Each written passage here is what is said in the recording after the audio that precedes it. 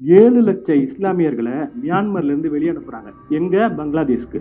அணுகுண்டை விட மோசமானது இந்த சோசியல் மீடியாவும் ட்ரெண்டிங்கும். அணுகுண்டுல நிறைய பேர் இறந்து போனாங்க. இதுல நாட்டை விட்டு தானே வெளியே அனுப்பிச்சாங்கன்னு நீங்க சொன்னீங்கன்னா, இறந்து போறவனுக்கு நடக்கக்கூடிய அநீதி அந்த ஒரு செகண்ட் தான். ஆனா நாட்டை விட்டு தான் பிறந்த இடத்த விட்டு வெளியே அனுப்பப்படக்கூடிய மனிதன் அனுபவிக்கிறவர் கஷ்டன்றது அதுக்கப்புறம் அவன் வாழ்நாள் முழுக்க. இதுக்கப்புறம் நமக்கு புதுசா ஒரு புத்தர் பிறந்து வரணுன்ற தேவை கிடையாது. எல்லா புத்தர்களும் புத்தகமா மாறி ரொம்ப நாள் ஆயிடுச்சு. நீங்க புத்தகங்களை கையில் எடுத்தாலே போறோம். உங்களுக்கு புத்தரோட தேவைன்றது கிடையாது. ஏதோ ஒரு நபருக்காக காத்துக்கிட்டு இருக்கிறதோ, ஏதோ ஆட்சியில் இருக்கிற நபரை மட்டுமே குறை சொல்லிட்டு நம்ம என்ன வேணா செஞ்சுக்கலாம், எது நடந்தாலும் ஆட்சியில் இருக்கிறவங்க காரணம்னு சொல்றதோ இல்ல, இந்த மாதிரியான ஒரு புனிதர் வந்தா நம்மளை காப்பாத்திடுவாருன்னு நம்பிக்கிட்டு நம்ம என்னெல்லாம் தவறு செய்ய முடியுமோ செய்யறதோ இங்க இதுக்கப்புறம் வேலைக்காக போறது கிடையாது. தம்ப்நெயிலை எப்படி வைக்கிறதுன்றது நம்ம கம்யூனிட்டிக்கு நல்லாவே தெரியும். ஏதாவது ஒரு நடிகையை இன்னொரு நடிகரோட சேர்த்து ஒரு போட்டோல போட்டு நடுவில் ஆச்சரியப்படுற மாதிரி ஒரு முகத்தை போட்டோம்னா கிளிக் பண்ணிடுவாங்க. 150 பேர். சோசியல் மீடியாவில் புத்தகத்தை ட்ரெண்ட் செய்கிறது எப்படி, இந்த தலைப்பு தான் எனக்கு கொடுத்தாங்க. இந்த தலைப்பை கேட்ட உடனே கொஞ்சம் வருத்தமாக இருந்தது, கொஞ்சம் கோபம் வந்தது, கொஞ்சம் மகிழ்ச்சி வந்தது, கொஞ்சம் ஆச்சரியமும் வந்தது. ஒரே நேரத்தில் எப்படி இவ்வளோ வரலாம்? இது எல்லாம் இந்த மாதிரி ஒரு மாறுபட்ட எமோஷன் ஒரே நேரத்தில் வருதுன்னா, அங்க மைக் கரெக்டா இருக்குல்ல? சாரி. இப்படி மாறுபட்ட எமோஷன் ஒரே நேரத்துல ஒரு டாபிக்ல இருந்து வருதுன்னா அந்த டாபிக்ல ரொம்ப அர்த்தம் நிறைந்திருக்கு அப்படின்னு அர்த்தம். சோசியல் மீடியா, ட்ரெண்டிங், புத்தகம், இந்த 3 வார்த்தைய நான் அணுகுண்டு அப்படின்ற ஒரு வார்த்தையை விட மிக சக்தி வாய்ந்த ஆயுதமா பாக்குறேன். 3 சக்தி வாய்ந்த ஆயுதத்தை பத்தி பேசுறதுக்கான வாய்ப்பு எனக்கு கிடைச்சிருக்கு அப்படின்னு ஒரு ஆச்சரியம் எனக்கு ஏற்பட்டது. இது 3ம் ஏன் சக்தி வாய்ந்த ஆயுதம் அப்படின்றது தான் நான் இன்னைக்கு பேச போறேன். இந்த டாபிக்ல எப்படி நான் என்ன செய்யலாம், எப்படி தம்ப்நெயில் வைக்கலாம், எப்படி நான் ட்ரெண்ட் பண்ணலாம் அப்படின்றதெல்லாம் எனக்கு முன்னாடி தேநீர் இடைவெளியில நல்லாவே பேசியிருப்பாங்க அப்படின்னு நினைக்கிறேன். இப்போ எனக்கு ஏன் வருத்தம் ஏற்பட்டுச்சு அப்படின்னா, ஒரு சோசியல் மீடியால நான் ட்ரெண்ட் செய்யறதுக்கு நிறைய விஷயங்கள் இருக்கு. இப்போ ஒரு அருவருப்பான வீடியோவை போடுறேன், ஒரு நெகட்டிவான ஒரு வீடியோவை போடுறேன், ஒரு தனிப்பட்ட நபரை பத்தி ஒரு குறை கூறி அவரோட பர்சனல் லைஃப்பை சாடி நான் ஒரு வீடியோ போடுறேன்னா, அதெல்லாம் ட்ரெண்ட் செய்யறது எப்படின்னு நீங்க யாராவது கேட்பீங்களா? அதெல்லாம் ட்ரெண்ட் செய்யறது எப்படி அப்படின்னு நீங்க கேட்க வேண்டிய தேவையே கிடையாது.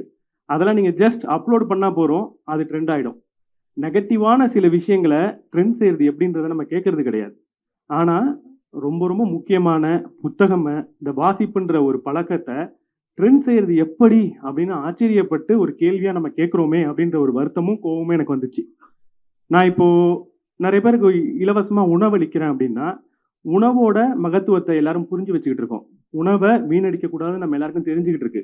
உணவை நான் அளிக்க போறேன் அப்படின்னா உடனடியா வந்து வாங்குறதுக்கு நபர்கள் இருக்காங்க. நான் என்கிட்ட பணம் நிறைய இருக்கு, நான் எல்லாருக்கும் ஒரு 1000 ரூபாய் கொடுக்குறேன் அப்படின்னு நான் அனௌன்ஸ் பண்ணேன்னா எவ்வளவு பேர் வந்து நிற்பாங்க? பணத்தை விட, உணவை விட, நம்ம விடுற மூச்சு காத்தை விட புத்தகம் சக்தி வாய்ந்த விஷயம், அத்தியாவசியமான விஷயம், வாழ தேவையான ஒரு விஷயம். இந்த வாசிப்புன்ற பழக்கம் அவ்வளவு முக்கியமான விஷயம். அதை நான் இலவசமா தரேன்னு சொன்னா வாங்கன்னு கூப்பிட வேண்டியதா இருக்கு. டைட்டில்ல சில விளையாட்டு விளையாட வேண்டியதா இருக்கு, தம்ப்நெயில்ல சில விளையாட்டு விளையாட வேண்டியதா இருக்கு. இதெல்லாம் பண்ணாதான் ட்ரெண்ட் ஆகுது. இதெல்லாம் ட்ரெண்ட் பண்றது அவ்வளவு அத்தியாவசியமா? நான் புத்தகத்தை பத்தி பேசுறது அவ்வளவு அத்தியாவசியமா? கண்டிப்பா அத்தியாவசியம். நான் முதல்ல சொன்னதுதான், சோசியல் மீடியா, ட்ரெண்டிங், இது ரெண்டும் நம்ம நினைச்சு பார்க்கறத விட மிகப்பெரிய சக்தி வாய்ந்த விஷயம். நான் அணுகுண்டுன்னு சொல்லிட்டேன். அணுகுண்டு கூட ஒப்பிடுறானே, ஜஸ்ட் ஏதோ கவிதை சொல்றேன் அப்படின்னு நினைக்காதீங்க. அணுகுண்டு எவ்வளவு பெரிய சேதத்தை ஏற்படுத்த முடியுமோ அதை விட மிகப்பெரிய சேதத்தை இந்த சோசியல் மீடியாவாலையும் ட்ரெண்டிங்காலையும் ஏற்படுத்த முடியும். இன்னைக்கு நான் எதை நம்பணும், எதை ஷேர் பண்ணணும், என் மனநிலை இன்னைக்கு எப்படி இருக்கணும் அப்படின்ற எல்லாத்தையும் தீர்மானிக்கிறது சோசியல் மீடியா. ஒரு போரை வருத்தம் நிறைந்ததா நான் பார்க்கணுமா, இல்ல கேஜிஎஃப் மியூசிக் போட்டு ஒரு ஹீரோ போய் சண்டை போடுறதா நான் பார்க்கணுமா, இல்ல என் நாடு என் கவர்மெண்ட் சொல்றதை நான் கேட்டு இந்த இடத்துல ரொம்ப டிசிப்ளின்டா இருக்கணுமா, ஒரு போர் சூழல்ல நான் ரொம்ப ஒழுக்கமா கவர்மெண்ட் சொல்றதுக்கு ஒபீடியண்டா அடிபணிந்து போகணுமா, இது எல்லாத்தையும் தீர்மானிக்கிறது இன்னைக்கு கவர்மெண்ட் பண்ணக்கூடிய அறிக்கையை விட நம்மளோட சோசியல் மீடியால ட்ரெண்ட் ஆகிற விஷயம் தான். யாரோ ஒரு நபர் ஏதோ ஒரு மியூசிக்கை டிஃப்ரெண்டா போட்டு விட்டு போயிட்டாருன்னா போரை பத்தின பார்வையே மாறுது. போர்ன்றது பல உயிர்கள் சார்ந்த ஒரு விஷயம். ஒரு போர்ல நம்மளோட அண்ணனோ தம்பியோ இறக்கும் போது அது எவ்வளவு வலின்றது நமக்கு புரியும். அந்த போரை கேளிக்கையாகவும் பார்க்க முடியும், ஒரு ஒரு சூப்பர் ஹீரோவை பார்க்குற மாதிரி, ஒரு சினிமா பார்க்குற மாதிரியும் பார்க்க முடியும். அதே நேரத்தில் அங்கே நான் ஒழுக்கத்தோடு இருக்கவும் முடியும். இது எல்லாத்தையும் சோஷியல் மீடியாவில் எது ட்ரெண்ட் ஆகிட்டு இருக்குன்றது தான் நிர்ணயிக்குது. நான் இங்கே இருக்கிறவங்க எல்லாருமே ரொம்ப மெச்சூர்டுன்றதுனால நான் யூஸ் பண்ணுற வார்த்தைகளும் கொஞ்சம் மெச்சூர்டாக இருக்கும் அப்படின்றத சொல்லிடுறேன். ரோஹின்யா அப்படின்ற ஒரு சமுதாயம் இருந்துச்சு. மியான்மரில் ரோஹின்யான்னு ஒரு சமுதாயம் இருந்துச்சு. இஸ்லாமிய சமுதாயம் அது. கிட்டத்தட்ட அவங்க நாட்டில் தவறாக எடுத்துக்காதீங்க, நாங்கள் குறிப்பிடுறது புத்திஸ்டால ரோஹின்யான்ற சமுதாயத்தை எத்தனிக் கிளீன்சிங்னா இன அழிப்பு, ஜெனோசைட்னா இனப்படுகொலை, இது செய்யப்பட்டுச்சு. இது செய்யப்பட்டதுன்னு சொன்னதே யுஎன் தான். இந்த ஒரு இனப்படுகொலையை, ஒரு இன அழிப்பை எதனாலலாம் பண்ண முடியும்? எவ்வளவோ விஷயங்கள்லாம் சொல்லுவோம். ஆனால் இந்த யுனைடெட் நேஷன் அங்கே நடந்த அந்த இனப்படுகொலையோ அந்த இன அழிப்பையோ ஆராய்ச்சி பண்ணி பார்த்துட்டு அந்த ஃபேக்ட் அனாலிசிஸ் பண்ணிட்டு இதுக்கு காரணமாக இருந்தது என்னன்னு சொன்னாங்க தெரியுமா? எவ்வளவோ விஷயம் சொல்லியிருக்கலாம். அவங்க சொன்ன வார்த்தை ஃபேஸ்புக். முதல்ல அங்கே ஒரு பெண்ணுக்கு எதிரான ஒரு அநியாயம் நடக்குது, ஒரு வன்புணர்வு நடக்குது. அதை செஞ்ச ஒரு நபர் யாரா வேணா இருக்கலாம். அதுக்கும் ஒரு கம்யூனிட்டிக்கோ அதுக்கும் ஒரு கூட்டத்துக்கோ என்றைக்குமே தொடர்பு கிடையாது. ஒரு தனி மனிதனோட வன்மம் தான் இந்த மாதிரியான விளைவுகளை வெளியே கொண்டு வந்து சேர்க்குது. அங்க இந்த அநீதியை பண்ண ஒரு நபரை அவரோட கூட்டத்தை சார்ந்து நேம் பண்ணி ஒரே ஒரு போஸ்ட் ஃபேஸ்புக்ல வருது.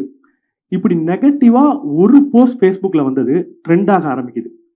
பொதுவா நெகட்டிவா ஒரு விஷயத்த ஃபேஸ்புக்ல பேசினாலோ, யூடியூப்ல பேசினாலோ, இன்ஸ்டாகிராம்ல பேசினாலோ கண்டிப்பா ட்ரெண்ட் ஆகும். ஏன் தெரியுமா? பொதுவாக உங்களுக்கு பிடிச்ச ஒரு விஷயத்த நான் பேசினேன்னா என்னை நீங்கள் ட்ரெண்ட் பண்ணி விட்டுருவீங்க. ஆனால் நெகட்டிவிட்டிக்கு மட்டும் அப்படி கிடையாது. பிடிச்சாலும் பிடிக்கலனாலும் அதை ட்ரெண்ட் பண்ணி நீங்களே தான் விடுறீங்க. நான் ஒரு கூட்டத்தை பற்றி தப்பாக பேசுகிறேன், இவனெல்லாம் அடித்து துரத்தணும், இவனை நான் ஒழிக்கணும், இதில் ஒரு நபர் கூட மிஞ்சி இருக்கக்கூடாது அப்படின்னு நான் சொல்கிறேன்னா அதை ஏற்றுக்கிறவங்க என்ன பண்ணுறாங்க? லைக் பண்ணுறாங்க, ஷேர் பண்ணுறாங்க, வாழ்த்துக்கள் தெரிவிக்கிறாங்க கமெண்ட் செக்ஷனில். அதனால அது ட்ரெண்ட் ஆகுது.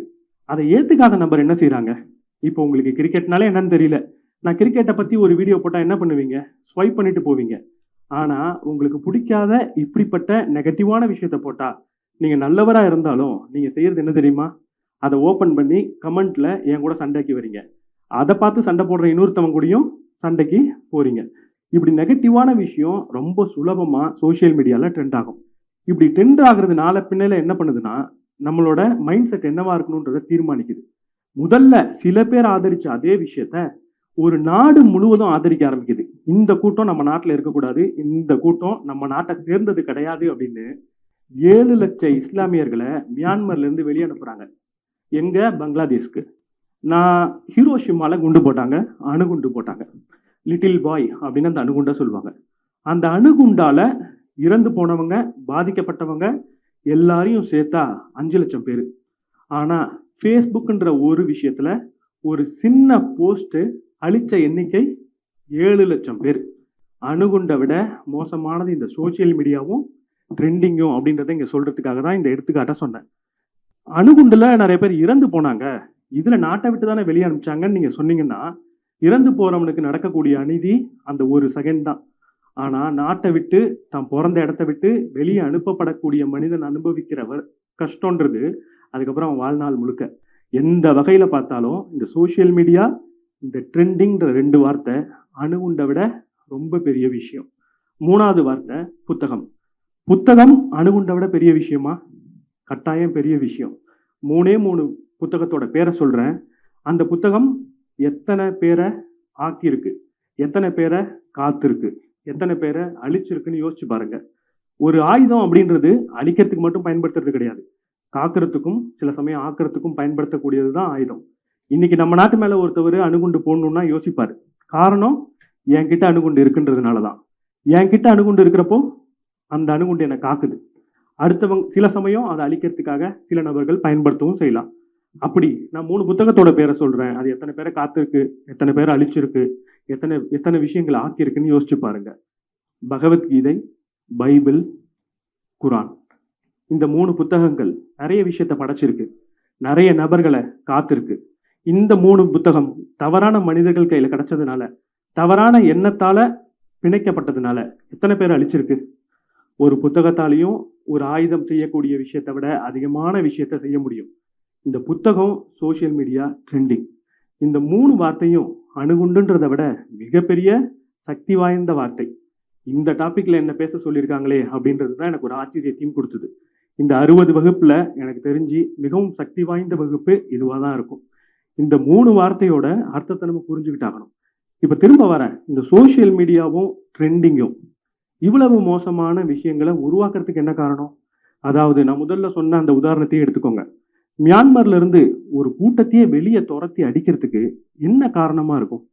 சோசியல் மீடியான்றத ஒதுக்கி வச்சுட்டா, அந்த இடத்துல அவ்வளவு பெரிய கூட்டத்த இவ்வளவு மக்கள் சேர்ந்து ஒரே நேரத்துல வெறுத்து, நீங்க இந்த நாட்டுல இருக்கக்கூடாது அப்படின்னு வெளிய அனுப்பி வைக்கிறதுக்கு என்ன காரணம்? ரொம்ப சிம்பிளான ஒரு காரணம் தான். மனுஷங்க எல்லாருக்குள்ளேயும் இந்த மாதிரியான பகை உணர்வும், இந்த மாதிரியான சுயநலமும், இந்த மாதிரியான போட்டியும், இந்த மாதிரியான பொறாமையும் ஆழமா இருக்குன்றது தான் உண்மை. நம்ம காலப்போக்குல நாகரிகம் அடைஞ்சதுனால இத சப்ரஸ் பண்ணி வச்சுக்கிட்டு இருக்கோம். இத அடக்கி வச்சுக்கிட்டு இருக்கோம். இத வெளிய காட்டக்கூடாதுன்னு புரிஞ்சு வச்சுக்கிட்டு இருக்கோம். இங்க இருக்கிற எத்தன பேரு, "நான் காசு தரேன். ஒரு நபர போய் கொல்லுங்க" அப்படின்னு சொன்னா கொல்லுவீங்க? கண்டிப்பா யாரும் கொல்ல மாட்டீங்க. நீங்க கொல்லாம இருக்கிறதுக்கு என்ன காரணமோ, அதே காரணம் தான் ஒரு நபர் கொல்றதுக்கும். நீங்க யாரும் கொல்லாம இருக்கிறதுக்கு என்ன காரணம்னா, கொல்லக்கூடாதுன்னு நீங்க நெனைக்கிறது. ஒரு நபர் ஒரு கொலைய பண்றாருன்னா, அவரு கொலை பண்றதுக்கு காரணம் என்ன? கொலை பண்ணலான்னு நெனைக்கிறது மட்டும் தான். அப்போ ஒரு நாட்டுல இருந்து இவ்வளவு பெரிய கூட்டத்த வெளிய அனுப்புறாங்கன்னா, வெளிய அனுப்புறது தப்பு இல்ல அப்படின்னு அவங்க நெனைக்கிறது தான். அந்த தப்பு இல்ல அப்படின்னு அவங்களுக்கு சொல்லிக் குடுத்தது யாருன்னு பார்த்தா, சாதாரண மனிதர்கள். அவங்களே அவங்களுக்கு சொல்லிக் குடுத்துக்கிட்டாங்க சோசியல் மீடியான்ற ஒரு கருவிய பயன்படுத்தி. இப்போ அவங்க இப்படிப்பட்ட தவற பண்ணக்கூடாது. இந்த உலகத்துல இருக்கிற எந்த ஒரு நபரும் இந்த மாதிரியான பெரிய தவற, ஒரு அழிவுக்குரிய செயல்கள செய்யக்கூடாதுன்னா என்ன செய்யணும்? எத காரணமா சொல்லணும், அந்த காரணத்த அழிக்கணும். ஒவ்வொரு மனிதனும் இப்படிப்பட்ட தவற பண்ணும்போது, இது தவறு அப்படின்னு உணர்ந்தான்னா, அவன் கண்டிப்பா அத பண்ண மாட்டான். நீங்க ஜெயில்ல இருக்கிற எந்த ஒரு மனிதன போய் கேட்டாலும், அவன் பண்ணது சரி அப்படின்னு ஏதாவது ஒரு காரணத்த கண்டிப்பா சொல்லுவான். அவன் நான் பண்ணது தப்பு தான் அப்படின்னு சொல்லிட்டா, அவன ஜெயில்ல வச்சிருக்க வேண்டிய அவசியமும் கிடையாது. ஒருவேளை முன்னாடியே அவன் அப்படி நெனச்சிருந்தா, ஜெயிலுக்கே அவன் போயிருக்க மாட்டான். இங்க இங்க நடக்கக்கூடிய அனைத்து பிரச்சனையும் தீர்க்க முடிஞ்ச ஒரே ஒரு கருவி என்னன்னா, தெளிவான அறிவ அந்த நபருக்கு குடுக்கிறது மட்டும் தான். தெளிவான கல்வி மட்டும் தான். இந்த தெளிவான கல்வி யாருக்கு போய் சேருதோ, அங்க இப்படிப்பட்ட தவறுகள் நடக்கிறது கிடையாது. ஆனா இன்னைக்கு நம்ம எல்லாரும் அதிகமா படிக்கிற விஷயம் மொபைல் ஃபோன்ல, Instagramலயும், Facebookலயும், YouTubeலயும் தான். நம்ம புத்தகத்த எடுத்து அதிகமா படிக்கிறோமான்னு கேட்டா, ரொம்ப ஆச்சரியமான விஷயமா இருக்கு. நெறைய பேர் புத்தகம் படிக்கிறது கிடையாது. புத்தகத்த படிங்க அப்படின்னு நான் இன்னைக்கு உங்கள்ட்ட பேசுறதுக்கு வரல. ஏன்னா நீங்க இங்க இவ்வளவு ஒரு முக்கியமான அரங்கத்துல அமர்ந்திருக்கீங்கன்னா, கண்டிப்பா புத்தகம் படிக்கிறதுக்காக நீங்க அமரல. அதற்காக ஒரு சின்ன ஒரு விஷயத்துக்காக உங்கள பயன்படுத்திக்கணும் அப்படின்னு நான் நினைக்கல. புத்தகத்த படிக்கிறத தாண்டி, புத்தகத்த படிக்க தூண்ட வேண்டிய இடத்துல நீங்க இருக்கீங்க. இப்ப நான் முதல்ல சொன்ன அதே இடத்துக்கு வரேன். இங்க ஒரு பிரச்சனை நடந்ததுக்கு, அதாவது நான் சொன்ன ஒரு உதாரணத்துல 2 தவறு நடந்திருக்கு. ஒரு தவறு மனிதன் அவனுக்குள்ள வச்சுக்கிட்டு இருக்கிற தீய எண்ணங்கள் அப்படின்னு சொன்னேன். 2வது காரணம் சோசியல் மீடியால இந்த எண்ணங்கள் அதிகமா ட்ரெண்ட் ஆனது தான் காரணம் அப்படின்னு சொல்லியிருந்தேன். இப்ப மனிதனோட தீய எண்ணத்த அழிக்கணும்னா நீங்க என்ன செய்யணும்? நெறைய கல்விய அவனுக்கு குடுக்கணும். பல தரப்பட்ட புத்தகங்கள அவன் படிக்கணும். எல்லா புத்தகமும் நல்ல புத்தகம்னு நான் சொல்லல. ஆனா ஒரு மனிதன் நெறைய புத்தகங்கள் படிக்கிறான்னா, கண்டிப்பா அது எல்லாத்தையும் பகுத்தாய்வு பண்ணி நல்ல கருத்த அவன் கண்டிப்பா எடுத்துப்பான்.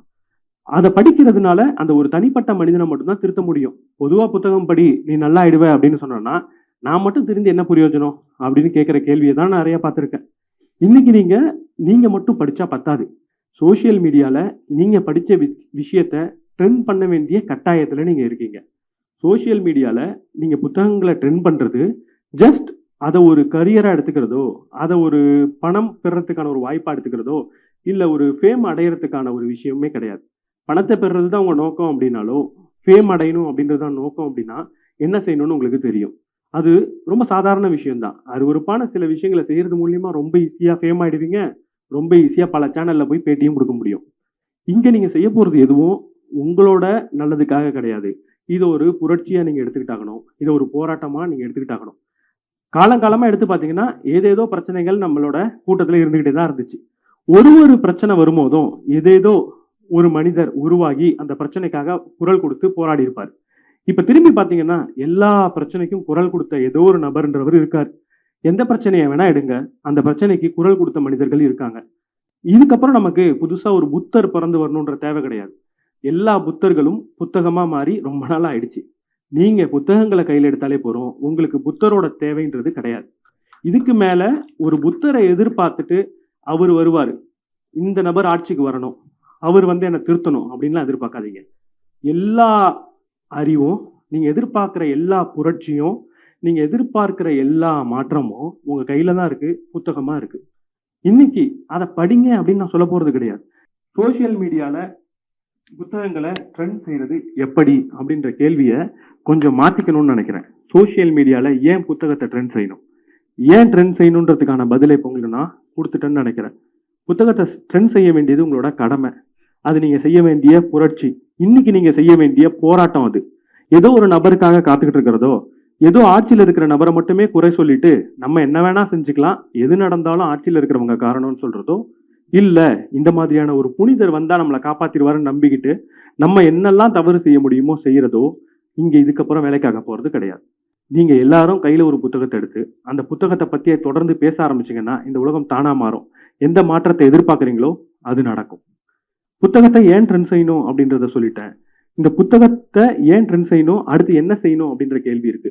இந்த பிரச்சனையை நான் சொன்னதுக்கு அப்புறம் அடுத்து நீங்க என்ன செய்யணும், அதற்கான பதிலையும் நான் சொல்லிட்டேன். வாசிக்கணும், வாசிக்கிறத ப்ரொமோட் பண்ணணும்.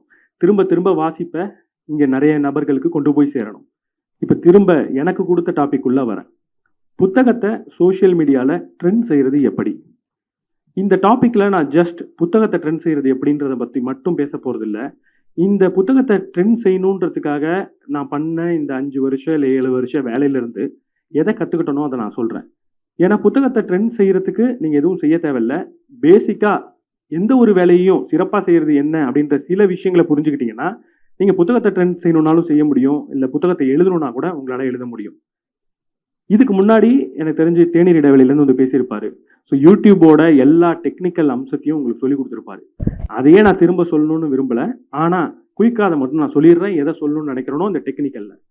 ஒரு வீடியோ ட்ரெண்ட் ஆகணும் அப்படின்னா இங்க 3 விஷயம் முக்கியமா தேவை. முதல்ல அந்த வீடியோவை அந்த கிளிக் த்ரூ ரேட் அப்படின்னு சொல்லுவாங்க. இப்போ ஒரு வீடியோவை நான் உங்கள்கிட்ட காட்டுறேன் அப்படின்னா அந்த வீடியோவை நீங்க கிளிக் பண்ணணும். கிளிக் பண்ணா மட்டும்தான் அது ட்ரெண்ட் ஆகும். ஒரு வீடியோவை உங்களுக்கு முன்னாடி நான் ஒரு 10 பேருக்கு முன்னாடி காட்டுறேன்னா அதுல எத்தனை பேர் அந்த வீடியோவை கிளிக் பண்றாங்கன்றது தான் கிளிக் த்ரூ இம்ப்ரெஷன் ரேட்.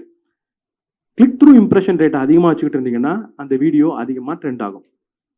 இதை நல்லா வச்சுக்கிறதுக்கு நான் என்ன செய்யணும், ஒரு அழகான தம்ப்நெயிலை வைக்கணும். தம்ப்நெயிலை எப்படி வைக்கிறதுன்றது நம்ம கம்யூனிட்டிக்கு நல்லாவே தெரியும். ஏதாவது ஒரு நடிகையை இன்னொரு நடிகரோட சேர்த்து ஒரு ஃபோட்டோவில் போட்டு நடுவில் ஆச்சரியப்படுற மாதிரி ஒரு முகத்தை போட்டோம்னா கிளிக் பண்ணிடுவாங்க 100ல் 50 பேர். ஆனால் இங்கே நம்ம புத்தகத்தை பற்றி பேசுறதுனால கொஞ்சம் கஷ்டம்.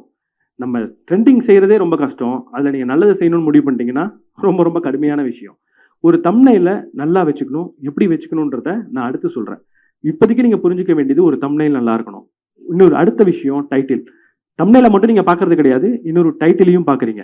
அந்த டைட்டில் நல்லா இருக்கும்போது இல்லை ஆச்சரியப்படுத்துகிற மாதிரி இருக்கும்போது நீங்கள் அதை கிளிக் பண்ணுவீங்க. டைட்டிலுக்கும் நான் திரும்ப உதாரணம் சொல்ல விரும்பல. ஏன்னா எந்த டைட்டில் அதிகமாக ட்ரெண்ட் ஆகுது அப்படின்றதுக்கு நான் உதாரணம் சொன்னேன்னா கொஞ்சம் ஆபாசமா போயிடுமோன்ற ஒரு பயம் எனக்கு இருக்கு. இப்போ நீங்க கிளிக் த்ரூ இம்ப்ரெஷன் ரேட்டை புரிஞ்சிருப்பீங்க. அதுல 2 விஷயம் தான், ஒன்று டைட்டில், இன்னொன்று தம்ப்நெயில். கிளிக் த்ரூ இம்ப்ரெஷன் ரேட்டுக்கு அடுத்து வாட்ச் எவர். வாட்ச் எவர்னா என்ன? உங்க வீடியோவை ஒருத்தர் கிளிக் பண்ணிட்டாருன்னா எத்தனை மணி நேரம் நீங்க அதுக்குள்ள இருக்கீங்க, அந்த வீடியோவை பார்த்துக்கிட்டு இருக்கீங்க, அந்த பிளாட்ஃபார்ம்குள்ளேயே இருக்கீங்கன்றது தான் வாட்ச் எவர்.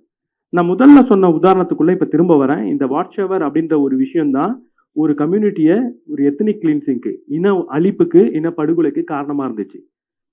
இந்த ஃபேஸ்புக் ஒரு கூட்டத்தை வெளியே அனுப்பணும் அப்படின்றதுக்காக டிசைன் பண்ணப்பட்டது கிடையாது.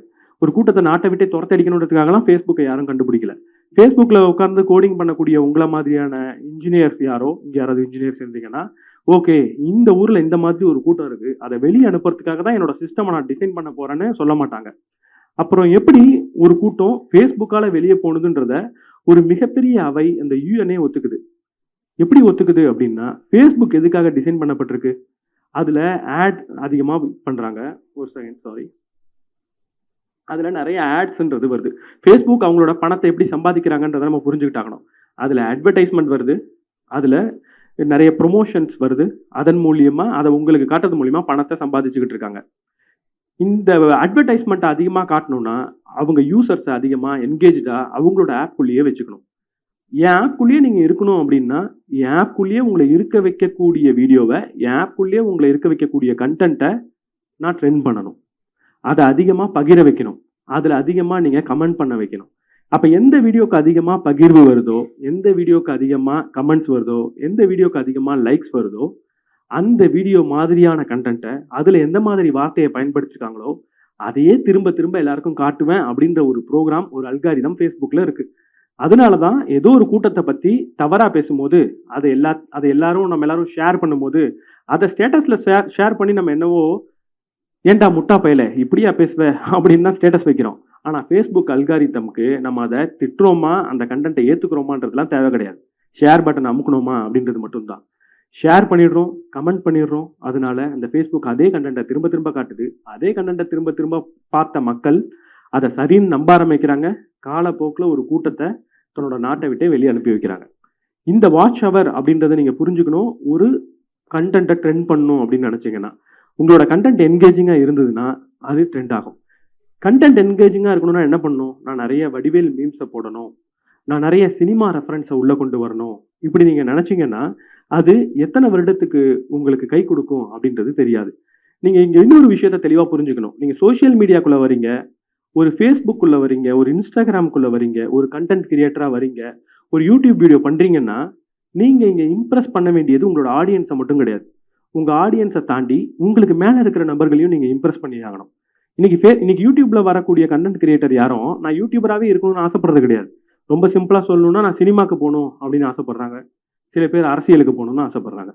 இப்படி அவங்க அதற்கு மேலே இருக்கிற நபர்களை இம்ப்ரெஸ் பண்ணணும்னா எப்பவுமே ஜஸ்ட் என்டர்டைன்மெண்ட்டுக்காக நான் ஒரு மீமை மட்டுமே போடுறது வேலைக்காகாது. அப்போ சமூக உணர்வோடையோ இல்லை ஒரு கலை உணர்வோட ஒரு வீடியோவை நான் படைக்கும் போது தான் அது என்னை மேலே இருக்கிறவங்களை இம்ப்ரெஸ் பண்ணுது.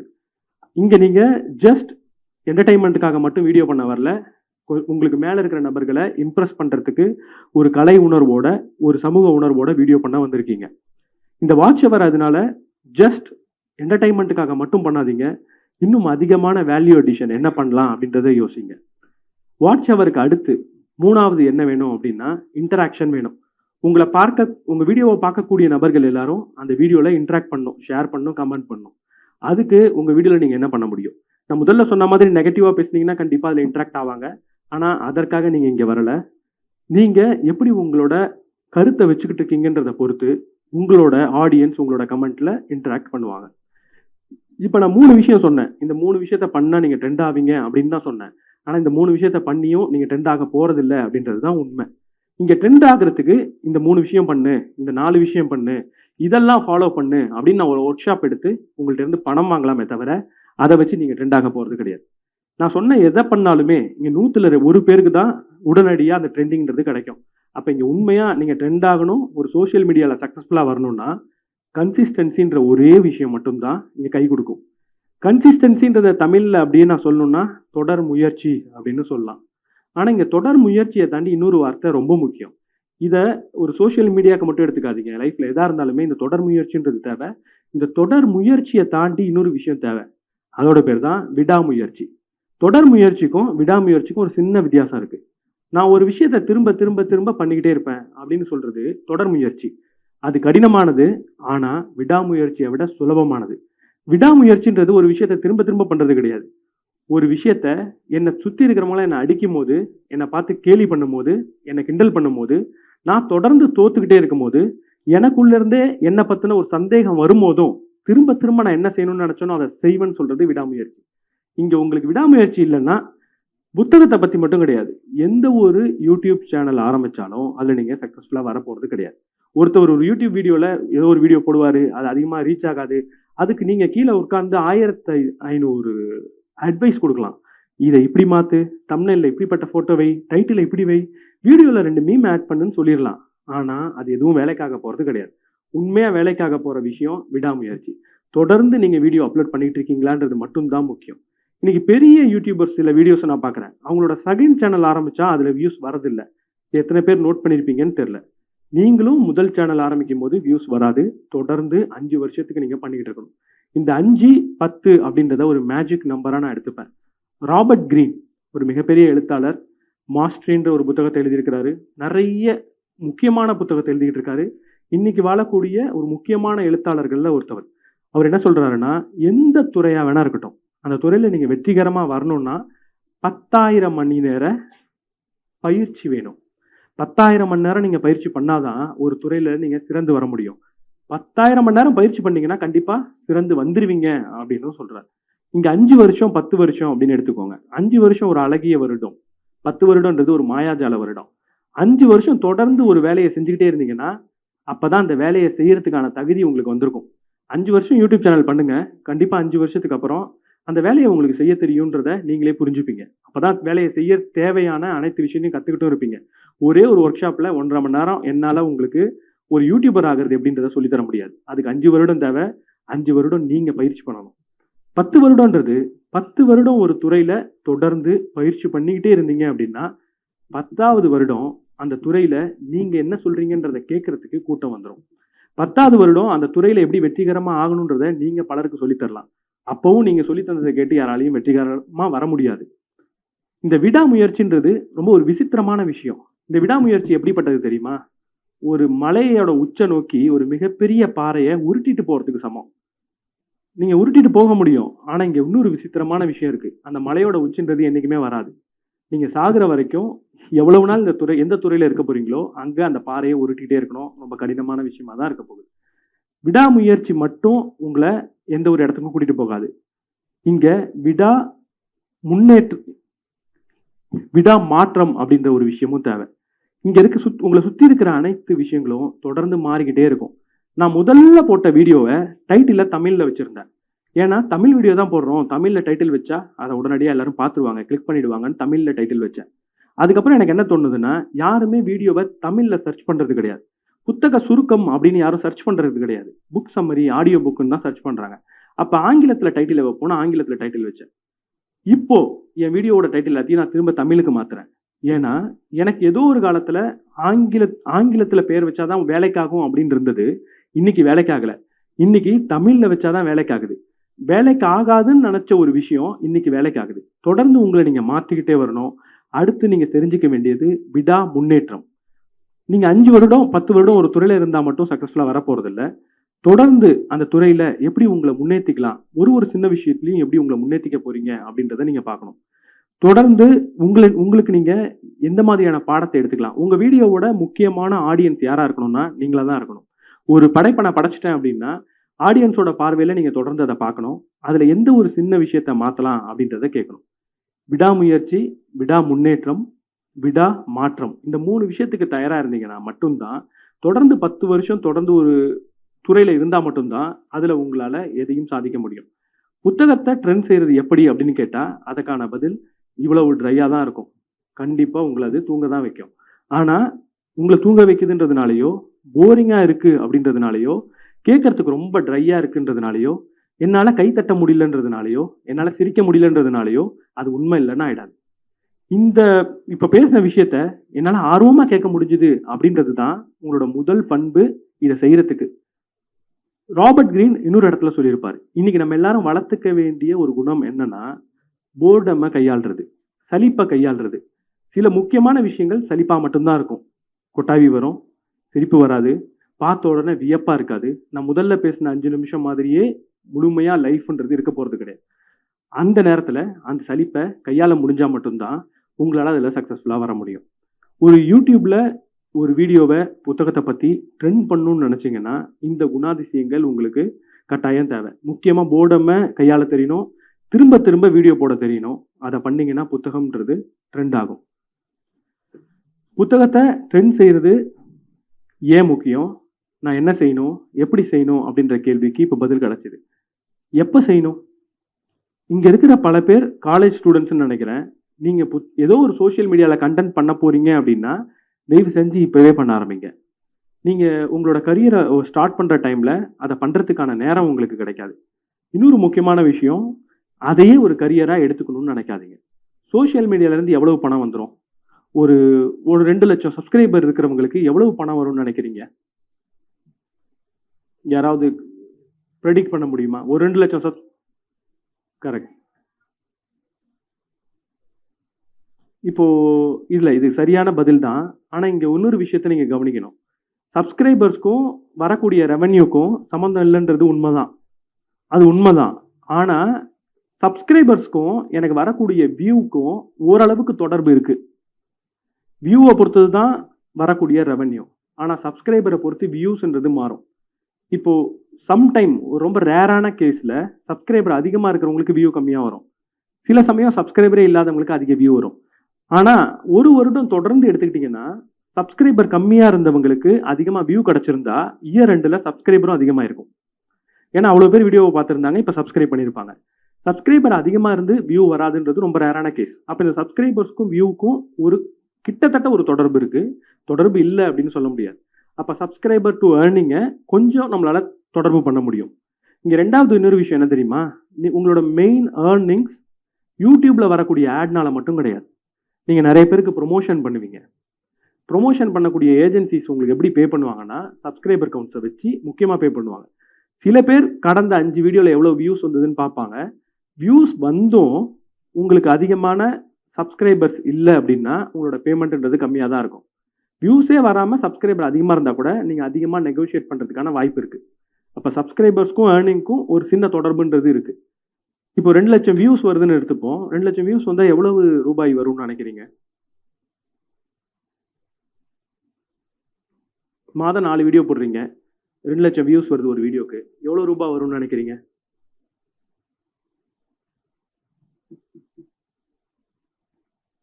கண்டிப்பாக ஒரு 2 லட்ச ரூபாய் உங்களால் ஏர்ன் பண்ண முடியும். ஒரு வீடியோவில் 2 லட்சம் வியூ, மாதம் 4 வீடியோன்றது ஒரு சுலபமான டார்கெட் தான். ஆனால் அந்த சுலபமான டார்கெட்டையே இங்கே எல்லாராலையும் அச்சீவ் பண்ண முடியாது. ஏன்னா உள்ளே வரது அவ்வளோ பேர். நீங்கள் காலேஜை முடிச்சுட்டு டேரெக்டாக நான் யூடியூப் சேனல் ஆரம்பிக்க போகிறேன், வேறு எந்த வேலைக்கும் போக மாட்டேன் அப்படின்ற ஒரு முடிவு எடுக்கக்கூடாதுன்றதுக்காக தான் சொல்கிறேன். நீங்கள் காலேஜில் இருக்கும்போது யூடியூப் சேனல் ஸ்டார்ட் பண்ணுறது ரொம்ப நல்ல விஷயம். காலேஜை முடிச்சுட்டு ஒரு யூடியூப் சேனல் ஸ்டார்ட் பண்ண போகிறேன், ஒரு சோஷியல் மீடியா கண்டென்ட் கிரியேட்டர் ஆக போகிறேன் அப்படின்னா நீங்கள் வேறு ஏதாவது ஒரு தொழிலை பண்ணிவிட்டு இதை ஹாபியாக மட்டும்தான் பண்ண முடியும். இன்னைக்கு நான் ஏதாவது ஒரு தொழில் பண்ணுறேன் அப்படின்னா அந்த தொழிலேருந்து கண்டிப்பாக எனக்கு வருமானம் வரும் அப்படின்னு சொல்ல முடியும். ஒரு கம்பெனிக்கு நான் வேலைக்கு போனேன்னா கண்டிப்பாக வருமானம் வரும். நானாக ஒரு சுய தொழில் ஆரம்பிச்சேன்னா வருமானம் வரதுக்கான வாய்ப்பு அதிகம். இங்கே கண்டென்ட் கிரியேட்டராக இருந்தீங்கன்னா வருமானம் வரதுக்கான வாய்ப்பு ரொம்ப கம்மி. அதற்கு அட்லீஸ்ட் 5 வருடம் 5 வருடம் எடுத்துக்கும் ஒரு வருமானம் வர துவங்குறதுக்கு. இந்த 5 வருடம் நீங்கள் தனியாக உழைக்க முடியாது. ஒன்று ஒரு யூடியூப் சேனலில் தான் நீங்கள் போய் வேலைக்கு சேரணும், இல்லைன்னா நீங்கள் ஏதாவது ஒரு வேலையில் சேர்ந்து இதை ஒரு ஹாபியாக தான் பண்ணி ஆகணும். எப்போ இன்கம் வருதோ அப்போ தான் இதை உங்களால் மெயின் பிஸ்னஸாக ஸ்டார்ட் பண்ண முடியும். எப்போ ஸ்டார்ட் பண்ணணும் அப்படின்றதுக்கு இதுதான் பதில். நீங்கள் ஒரு யூடியூப் சேனலை ஸ்டார்ட் பண்ணணும்னு நினச்சிங்கன்னா ஒரு காலேஜ் பீரியடில் ஸ்டார்ட் பண்ணுறது சரியான பதிலாக இருக்கும். ஸோ நான் மொத்தமாக இன்றைக்கி உங்களுக்கு சொல்ல நினச்ச விஷயம் என்னென்னா, புத்தகங்களை பற்றி சோஷியல் மீடியாவில் பேச வேண்டிய முக்கியத்துவத்தை உங்கள்கிட்ட சொல்லணும்னு நினச்சேன். புத்தகத்தை பற்றி சோஷியல் மீடியாவில் பேசுகிறது ஒரு பிஸ்னஸோ ஒரு கரியரோ ஒரு விதமான கண்டென்ட்டோ கிடையாது. அது அத்தியாவசியமான புரட்சி. இன்னைக்கு நம்மளுக்கு தேவைப்படக்கூடிய ஒரு போராட்டம். நம்ம ஏதோ ஒரு நபருக்காக காத்துக்கிட்டு இருக்கிறதுக்கு பதிலாக அந்த நபர் விட்டுட்டு போன புத்தகத்தை கையில் எடுத்து அதை பற்றி பேசுறதே அந்த நபரை திரும்ப உயிர்ப்பித்ததுக்கு சமம். எனக்கு புத்தர் திரும்ப வரணும்னு அவசியம் கிடையாது. புத்தர் பற்றின சிந்தனைகளை பற்றி பேசுறது மூலியமா புத்தரை திரும்ப உயிரோட என்னால் கொண்டு வர முடியும். அந்த கடமை இன்னைக்கு உங்க எல்லார் கையிலையும் இருக்கிறதுனால புத்தகத்தை பற்றி பேசுறத ஒரு வேலையா பணமாக்கக்கூடிய ஒரு வாய்ப்பா பார்க்காம அதை பற்றி தொடர்ந்து அதிகமாக பேசுங்க. உங்கள் குழந்தைக்கு புத்தகத்தை பற்றி சொல்லித்தரது, உங்கள் குழந்தை கையில் புத்தகத்தை கொடுக்கறது அந்த குழந்தைக்கு மூச்சு விடுறதுக்கான வாய்ப்பை வருங்காலத்தில் கட்டாயம் பெற்றுத்தரும். ஏதோ ஒரு கூட்டத்தை ஏதோ ஒரு இடத்துல அழிக்க போகிறத உங்கள் குழந்தை கண்டிப்பாக தடுத்து நிறுத்தும். குழந்தை புத்தகம் படிக்கணும்னா நீங்கள் புத்தகம் படிக்கணும். நீங்கள் புத்தகம் படிக்கணுன்ற அவசியம் கூட கிடையாது. புத்தகம் படிக்கிற மாதிரி நடிச்சா போகிறோம். புத்தகங்களை தொடர்ந்து வாங்குங்க. நான் நிறைய இப்போ ப்ரொமோஷன் பண்ணுறதுனால நிறைய எழுத்தாளர்கள் கூட பேசுகிறேன். எழுத்தாளர்கள்ட்ட பேசுகிறப்போ என்னோட கற்பனை எப்படி இருந்ததுன்னா, ஒரு ஆத்தர்னா பெரிய பணக்காரராக இருப்பார், காரில் தான் வருவார் அப்படின்னு. ஆனால் எழுத்தாளர்கள் வறுமையில் இருக்கிறத என்னால் பார்க்க முடியுது. எந்த ஒரு சமுதாயத்தில் ஒரு எழுத்தாளரோ ஒரு ஆசிரியரோ ஒரு சமூக புரட்சியாளரோ ஒருவேளை பட்டினி இருக்காங்களோ அந்த சமுதாயம் 10 வருடம் பின்னாடி போயிடும். நம்ம சமுதாயத்தில் வறுமையில் வாடக்கூடிய எழுத்தாளர்கள் இருக்கிற வரைக்கும் நம்ம சமுதாயத்தை அடுத்த படிக்கு நம்மளால கொண்டு போக முடியாது. 10 வருடம் நம்ம சமுதாயத்தை முன்னேற்றணும் அப்படின்னா ஏதோ ஒரு எழுத்தாளனுக்கு வாழ்வியலை நம்ம கொடுத்தாகணும். ஒரு எழுத்தாளனை வாழ வைக்கிறது மூலியமா நம்ம சமூகத்தை 10 வருஷம் முன்னாடி நம்ம கொண்டு போக முடியும். நீங்க அப்போ அதை செய்யணும்னா தொடர்ந்து புத்தகங்களை படிக்கணும். கல்யாணத்துக்கு ஏதேதோ கிஃப்ட் கொடுக்குறோம், ரிட்டர்ன் கிஃப்ட் கொடுக்குறோம், கல்யாணத்துக்கு வரவங்களுக்கு இவ்வளவு சாப்பாடு போடணும் அவ்வளவு சாப்பாடு போடணும்னு நினைக்கிறோம், ஒரு பர்த்டேக்கு கிஃப்ட் கொடுக்குறோம், வீட்டுக்கு வந்தவங்களுக்கு பணம் வச்சு கொடுக்கணும்னு ஏதோ ஒரு கிஃப்ட் பண்ணுறோம். இந்த எல்லா இடத்துலையும் ஒரு புத்தகத்தை ஏன் நம்மளால் பரிசீலிக்க முடியாது? உங்கள் கல்யாணத்துக்கு வரக்கூடிய நபர்களுக்கு ரிட்டர்ன் கிஃப்டாக நீங்கள் தேங்காய் பை கொடுக்கறதுக்கு பதிலாக ஏன் புத்தகத்தை உங்களால் கொடுக்க முடியாது? என்றைக்கோ தேவைப்பட்ட உணவுன்றது என்றைக்கோ நம்ம கல்யாணத்துக்கு வரக்கூடிய நபர்களுக்கு கிடைக்காத விஷயமா இருந்தது. அட்லீஸ்ட் ஒரு மிடில் கிளாஸோட கல்யாணத்துக்கு வரக்கூடிய நபர்களுக்கு உணவு கிடைக்காத ஒரு விஷயமா இருந்தது. உணவுல ஃபோக்கஸ் பண்ணது அப்ப நியாயமான விஷயமா இருந்தது. இன்னைக்கு ஏன் நம்ம கல்யாணத்துக்கு வரக்கூடிய நபர்களுக்கு புத்தகத்தை கொடுக்க முடியாது? ஏன் நம்ம போற வர இடத்துக்கு யாருக்கெல்லாம் கிஃப்ட் பண்ணணும்னு நினைக்கிறோமோ அவங்களுக்கெல்லாம் ஒரு புத்தகத்தை கொடுக்க முடியாது? இங்க இருக்கிற ஒவ்வொரு வீட்லயும் ஒரு லைப்ரரி என்னைக்கு தோன்றுதோ அப்ப நம்ம சமுதாயம் முற்றிலுமா வேற ஒரு பரிணாம வளர்ச்சியை அடையும். எல்லார் வீட்லேயும் ஒரு லைப்ரரின்றது தேவை, ஒரு புத்தக மாடம்ன்றது தேவை. அதை நம்ம எப்படி உருவாக்க போகிறோம் அப்படின்னா, புத்தகத்தை பரிசளிக்கிறது மூலியமாகவும், புத்தகத்தை ப்ரொமோட் பண்ணுறது மூலியமாகவும், புத்தகத்தை சோஷியல் மீடியாவில் காட்டிக்கிட்டே இருக்கிறது மூலியமாகவும். புத்தகத்தை சோஷியல் மீடியாவில் காட்டுறதுனால 2 நல்ல விஷயம் நடக்கும். ஃபைனலாக சொல்லிடுறேன். புத்தகத்தை பற்றியே எல்லாரும் சோஷியல் மீடியாவில் பேசிகிட்டு இருந்தோம் அப்படின்னா, முதல்ல நடக்க போகிற நல்ல விஷயம் என்ன தெரியுமா? இங்கே நிறைய பேர் ஃபோனை யூஸ் பண்ணிட்டு இருக்கோம்ல, அப்படி நம்ம யூஸே பண்ண மாட்டோம். எப்போ உள்ள போனாலும் அட்வைஸ் தான் ஏன் பண்றான், எப்போ உள்ள போனாலும் புத்தகம் தான் என் கண்ணுக்கு வருதுன்னு உள்ள போக மாட்டோம். அவன் அட்லீஸ்ட் வாழ ஆரம்பிச்சிருவான். எந்நேரமும் போன்ல இருக்க மாட்டான். அந்த ஒரு நல்ல விஷயம் அவனுக்கு நடக்கும். அப்படிலாம் இல்லை, அப்போயே நான் போனை தான் எடுப்பேன் அப்படின்னு விடாப்பிடியா இருந்தாங்கன்னா உள்ள நல்ல விஷயத்த பார்ப்பாங்க. எல்லா வகையிலையும் புத்தகத்தை பத்தியே நீங்க சோசியல் மீடியால பேசிட்டு இருந்தீங்கன்னா நல்லது மட்டும்தான் நடக்கும். இந்த புத்தகத்தை பத்தி தொடர்ந்து சோசியல் மீடியால நீங்க எல்லாரும் பேசணும் அப்படின்னு நான் நினைக்கிறேன். புத்தகத்தை பத்தி அதிகமான போட்டோஸை பகிருங்க. நீங்க எந்த ஒரு போட்டோஸ் போட்டாலும் அதுல அட்லீஸ்ட் ஒரு புத்தகம் பேக்ரவுண்ட்ல இருந்தது அப்படின்னா புத்தகத்தோட முக்கியத்துவம் மக்களுக்கு தெரியும். கொஞ்சம் கொஞ்சமா அதுவே ஒரு கூலான விஷயமா மாறும், ஒரு ட்ரெண்டான விஷயமா மாறும். இப்படிப்பட்ட புத்தகத்தை நீங்க தான் ப்ரொமோட் பண்ணும். இப்போ உங்களுக்கு புத்தகம் சம்பந்தப்பட்ட இல்ல சோசியல் மீடியா சம்பந்தப்பட்ட ஏதேனும் சந்தேகம் இருந்தா கேட்கலாம். இல்ல நான் சொன்ன கருத்துல இந்த தத்துவத்துல ஏதாவது குறை இருந்தாலும் அதை பத்தி நம்ம விவாதிக்கலாம். இல்ல நானே கேள்வி கேட்கணும்னாலும் கேட்கிறேன். நீங்க யாரும் கேட்கலனா சாரி. ஓகே, புத்தகத்தை பரிந்துரைக்கணும் அப்படின்னா ஒரு சின்ன ஸ்டார்ட் பண்றோம். ஓகே ஓகே, நானுமே சில புக்ஸ் படிக்கணும்னு நினைச்சிருக்கேன். ஓகே, இப்போ அல்கெமிஸ்ட் அந்த மாதிரியான புக்ஸ் படிச்சுட்டு இருக்கேன். ஸோ இப்போ புதுசாக புக்ஸ் படிக்கணும் அப்படின்னு இருக்கிறவங்களுக்கு, ஒரு ஸ்டார்ட் அப்பா நினைக்கிறவங்களுக்கு சில சஜஷன்ஸ் என்ன சொல்வீங்க? கண்டிப்பா, புத்தகத்தை படிக்கணும் அப்படின்னு விரும்புனீங்கன்னா ஒரு தெளிவான விஷயத்தை புரிஞ்சுக்கோங்க. முதல்ல உங்களுக்கு பிடிச்ச புத்தகத்தை படிச்சீங்கன்னா மட்டும்தான் படிக்கிறது உங்களுக்கு பிடிக்கும். முதல்ல பிடிச்ச புத்தகத்தை படிச்சுக்கிட்டே வாங்க. கொஞ்ச நாள்ல படிக்கிறதே பிடிக்கும். அப்ப தேவையான புத்தகத்தை நீங்க படிக்கலாம். புத்தகத்தை நான் ரெக்கமெண்ட் பண்ணும் அப்படின்னா, நான் இது வரைக்கும் புத்தகமே படிச்சது இல்லை, எனக்கு ஒரு புத்தகம் சொல்லுங்க அப்படின்னு கேட்டா கண்டிப்பா யாராலையும் ஒரு புத்தகத்தை சொல்ல முடியாது. உங்களுக்கு என்ன பிரச்சனை இருக்கோ அதற்கான தீர்வு தான் ஒரு புத்தகம். நான் வாழ்க்கையில பணக்காரன் ஆகணும் அப்படின்னு ஆசைப்படுறவங்களுக்கு பண ரீதியான புத்தகத்தை தான் ரெக்கமெண்ட் பண்ண முடியும். நான் வாழ்க்கையில ஒரு பிசினஸ் ஸ்டார்ட் பண்ணணும்னு நினைக்கிறவங்களுக்கு பிசினஸ், என் வீட்டுல ரொம்ப பிரச்சனை இருக்கு நிம்மதியே இல்லைன்றவங்களுக்கு வேற விதமான தத்துவ நூலை தான் நான் ரெக்கமெண்ட் பண்ண முடியும். உங்களுக்கு எந்த மாதிரியான சப்ஜெக்ட்ல இன்ட்ரெஸ்ட் இருக்குன்றத ஃபர்ஸ்ட் கண்டுபிடிங்க. ஆனா அதுக்காக இப்படியே முடிக்க போறது இல்லை. உங்களுக்கு பிடித்த புத்தகத்தை கண்டுபிடிக்கிறதுக்கு ஒரு எளிமையான வழியை சொல்றேன். உங்களுக்கு எந்த சப்ஜெக்ட் பிடிக்கும் அப்படின்றத முதல்ல கண்டுபிடிங்க. அதை கண்டுபிடிச்சாதான் அதற்கான புத்தகத்தை கண்டுபிடிக்க முடியும். எனக்கு பணம் அதிகமாக வேணும், நான் பணக்காரன் ஆகணும், பணம் சம்பந்தப்பட்ட விஷயத்தை கற்றுக்கணும் அப்படின்னா எனக்கு ஃபைனான்ஸ் ரிலேட்டட் புக் தான் தேவை. அதற்கப்புறம் நீங்க ஒரு கூகுளில் ஃபைனான்ஸ் ரிலேட்டட் சிறந்த புத்தகம் என்ன அப்படின்றத தேடுங்க. அதுல சில புத்தகங்கள் உங்களுக்கு கிடைக்கும். அதோட நான் பொதுவாக யூஸ் பண்றது குட்ரீட்ஸ்னு ஒரு வெப்சைட் இருக்கு, உங்களுக்கு பல பேருக்கு தெரியும். அதுல அதிகமான ரேட்டிங், அதிகமான ஸ்டார்ஸ் வாங்கியிருக்கணும். குறைஞ்சது 4 ஸ்டார் வாங்கியிருக்கணும். அந்த 4 ஸ்டாருக்கு அட்லீஸ்ட் ஒரு 1 லட்சம், குறைஞ்சது 50,000 பேர் ரேட் பண்ணியிருக்கணும். இப்படிப்பட்ட ஒரு புத்தகத்தை தேர்ந்தெடுத்தீங்கன்னா அந்த புத்தகம் கண்டிப்பா சுவாரஸ்யமானதா இருக்கிறதுக்கான வாய்ப்பு அதிகம். அதை மட்டும் பார்த்து ஒரு புத்தகத்தை தேர்ந்தெடுக்காதீங்க. அதுக்கப்புறம் சில முக்கியமான விஷயம் இருக்கு. ஒரு புக்கை தேர்ந்தெடுக்கிறீங்க, இப்பதான் பிகினர் அப்படின்னா ரொம்ப பெரிய புக்கை நீங்க தேர்ந்தெடுக்க கூடாது. ரொம்ப பெருசா இருந்ததுன்னா அந்த புத்தகத்தை உங்களால முடிக்க முடியாது. அந்த புத்தகத்தை பாதியிலே நிறுத்த வேண்டிய தேவை வரலாம். அப்போ படிக்கிறது நமக்கானது இல்லையோ அப்படின்ற ஒரு எண்ணம் உங்களுக்கு வந்துடும். புத்தகம் மெல்லிசா இருக்கிறதா பார்த்துக்கோங்க. புத்தகத்துல எழுத்து எப்படி இருக்கு அப்படின்றத பாருங்க. சில சமயம் புத்தகத்தில் எழுத்து ரொம்ப நெருக்க இருக்கும். அது படிக்கிறது உங்களுக்கு ரொம்ப இரிட்டேஷனாக இருக்கலாம். படிக்கிறதே ரொம்ப சலிப்பை ஏற்படுத்தலாம். அதுவும் உங்களுக்கு வேலைக்காகாது. எழுத்து பெருசாக இருக்கணும், ஒரு பேஜில் கம்மியான வரிகள் இருக்கணும், புத்தகத்தில் கம்மியான பக்கம் இருக்கணும், 4 ஸ்டார் வாங்கியிருக்கணும் குட் ரீட்ஸில், உங்களுக்கு பிடிச்ச டாப்பிக்கில் இருக்கணும். இப்படி ஒரு புக்கை நீங்கள் பார்த்து தேர்ந்தெடுத்தீங்கன்னா அந்த புக்கு உங்களுக்கு வேலைக்காகும். நீங்கள் ஆங்கிலத்தில் புக்கை தேர்ந்தெடுக்க போகிறேன் அப்படின்னா, கடந்த ஒரு 20 வருடத்தில் எழுதின புத்தகத்தை தேர்ந்தெடுத்தீங்கன்னா அது ரொம்ப ஒரு புரியாத நடையிலையோ புரியாத ஆங்கிலத்திலையோ இருக்காது. ஒரு பிகினரா இருந்தா நான் இப்படிதான் ஒரு புத்தகத்தை தேர்ந்தெடுக்க சொல்லுவேன். ஏன்னா ஜஸ்ட் ஒரு புக்கோட பேரை சொல்லி இந்த புக்கை நீங்க வாங்கி படிங்கன்னு சொன்னா அது வேலைக்கு ஆகிறதுக்கான வாய்ப்பு கம்மி.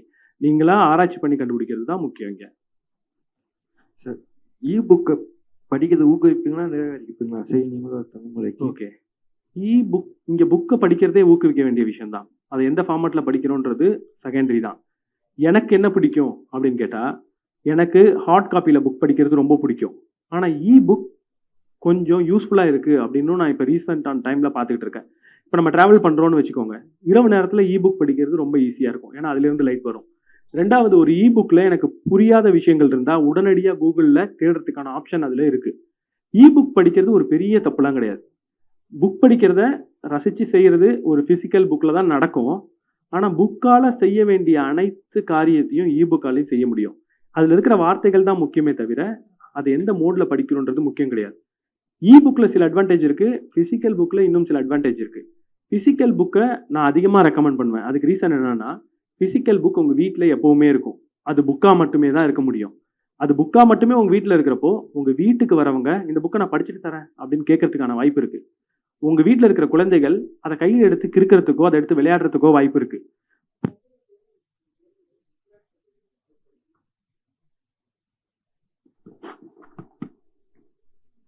புத்தகத்தோட இன்ட்ராக்ட் பண்ற வாய்ப்பை உங்க குழந்தைகளுக்கு அதிகப்படுத்தி கொடுக்கும். உங்க வீட்டுக்கு வரவங்களையும் படிக்க தூண்டுறதுக்காக அது அமையும். ஸோ ரெக்கமெண்ட் பண்ணுவேன் அப்படின்னு கேட்டிங்கன்னா ஹார்ட் காப்பீஸ் தான், அதாவது ஃபிசிக்கல் புக் தான்.